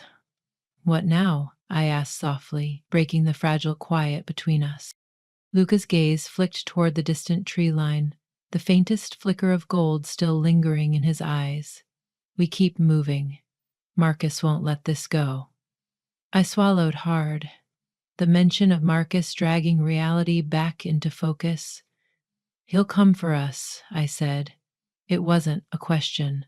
Luca nodded, his jaw tightening. "Eventually, but I won't let him touch you, Arya." His voice dipped lower, rough with the promise that simmered beneath the words. "Not again." I rested my palm against his chest, feeling the steady rhythm of his heart beneath my hand. "We can't run forever." Luca's eyes softened slightly, his fingers curling around mine. "We're not running. We're choosing to survive on our terms." His words settled into the space between us, quiet but certain. I believed him. But I also knew Marcus. He wouldn't stop, not until he tore apart everything Luca and I had built, and I wasn't going to let him. Luca must have sensed the shift in my mood. His thumb traced slow, deliberate circles along my palm, his grip steady. "Whatever happens next," Luca murmured, his voice low against my ear, "we face it together." I leaned into him, letting the warmth of his breath chase away the cold. "Together," I echoed. By the time we reached the cabin, one Luca had taken us to deep in the mountains, far from Marcus's territory, the sky had begun to lighten. The first traces of dawn crept over the horizon, painting the forest in muted shades of blue and gray. Luca stepped inside first, scanning the interior with the sharpness of someone who hadn't yet let their guard down. I followed, closing the door behind me with a soft thud. The cabin was small, tucked away beneath a canopy of fir trees, but it felt safe. A fireplace set cold in the corner, the stone mantel covered in a thin layer of dust. Luca dropped his pack by the door, rubbing his shoulder absently. His wounds from the fight had begun to heal, but I didn't miss the stiffness in his movements. "You need rest," I said, stepping closer. Luca's lips twitched faintly. "So do you." I placed my hands against his chest, gently guiding him backward, until the edge of the couch pressed into his legs. Luca resisted for half a heartbeat before he let himself sink down, pulling me with him. The weight of his arms wrapped around me, solid and familiar as I rested against his. For a while neither of us spoke. The fire crackled softly in the hearth, the flames licking higher as Luca stoked it with one hand. I traced idle patterns along the scars that marked his forearms, each one telling a story I already knew by heart. "This feels strange," I admitted quietly. Luca arched a brow. "Being alone?" I nodded. "No pack, no borders, just us." His hand tightened around mine. "Strange doesn't mean bad, Arya." I met his gaze, finding the steadiness I'd come to rely on. "No," I agreed, "it doesn't." Luca pressed a kiss to my temple, his touch soft but lingering. "We'll build something new." Chapter 15. The Rising Shadow. Abyss of light against darkness. The fire crackled low in the hearth, the flames casting restless shadows across the cabin walls. Luca's arm rested along the back of the couch, his fingers tracing idle patterns against my shoulder. The weight of his body beside mine grounded me, his steady breathing matching the slow rhythm of the flickering light. But even with Luca's warmth anchoring me, the uneasy quiet that had settled over the cabin wouldn't leave. I felt it hours before the knock came, like a whisper along my skin, an itch I couldn't scratch. Something was coming, and it wasn't Marcus. Lucas shifted beside me, his hand stilling just before the sound echoed through the cabin. 3 solid knocks. No hesitation. Lucas' gaze slid to mine, gold flickering faintly in the dim light. "We weren't followed," he said quietly. "I know," I replied, already rising to my feet. Lucas' muscles tensed as he stood, his bare feet silent against the floor. His wolf rode just beneath the surface, though he hadn't shifted fully since the fight with Marcus. I opened the door, letting the cold night air spill into the cabin. A man stood at the threshold, his breath fogging faintly in the moonlight. His hair was streaked with silver, though he didn't look old. Weathered, maybe, but strong. His dark eyes settled on me first, then flicked past my shoulder to Luca. "Luca," the man said, his voice low and rough, like gravel beneath boot heels. Luca stepped forward, blocking the doorway slightly. "Elias." Luca's tone was unreadable. "You're far from home." Elias crossed his arms, leaning against the wooden frame. "I heard about the council's decision. Exile's a heavy price." Lucas' jaw flexed, but he didn't reply. I watched Elias carefully. His scent was different from Lucas' pack, earthier, with the faintest trace of something ancient lingering beneath it. Not one of Marcus's, but not an ally either. "I didn't come to gloat," Elias added, glancing between us. "I came to warn you." Lucas' posture stiffened. Elias exhaled slowly, his gaze drifting toward the tree line. "Marcus was the least of your problems. There's another alpha rising, and he's not like the others." I stepped closer, crossing my arms to mirror Elias's stance. "Who?" Elias's eyes locked onto mine, something dark lingering behind them. "His name is Cade," Elias said. "He doesn't play by pack rules, doesn't care for council judgment. He's building something dangerous. And he's looking for wolves like you." I felt Luca's energy shift beside me, the temperature in the cabin dropping slightly. "Hybrids," Lucas said, the word curling like a threat. Elias nodded. "Not just hybrids. Rogues. Outcasts. Anyone strong enough to survive his ranks. He's forming his own pack. Outside council control." Luca's hand brushed against the small of my back, a subtle but protective gesture. I frowned, searching Elias's expression for something more. "And why are you telling us this?" he asked. Elias's lips twitched faintly, but there was no humor in it. "Because Marcus wasn't the last wolf who had his eye on you," Elias said, his gaze lingering on me for a beat longer than necessary. "Cade's heard the stories about what you did. He's coming, Arya, whether you're ready or not." The cold wrapped tighter around me, sinking into the spaces Luca's warmth couldn't reach. I didn't flinch. "Let him," I said quietly. Elias studied me for a long moment, then pushed away from the doorframe, stepping back into the night. "I'll be nearby," Elias added, his tone softer now. "If you need me." Luca's eyes narrowed faintly, but he didn't stop Elias as he disappeared into the shadows. When the door closed, silence stretched between Luca and me, the weight of Elias's warning hanging heavy in the air. Luca's arm slid around my waist, pulling me back against his chest. His breath brushed against the side of my neck, warm despite the chill that still clung to my skin. "I should have killed Marcus when I had the chance," Luca muttered, his voice low and rough. I tilted my head, resting it against his. "Marcus isn't the threat anymore." Luca's grip tightened slightly, his thumb brushing against the curve of my hip. "No," he agreed quietly, "but Cade will be."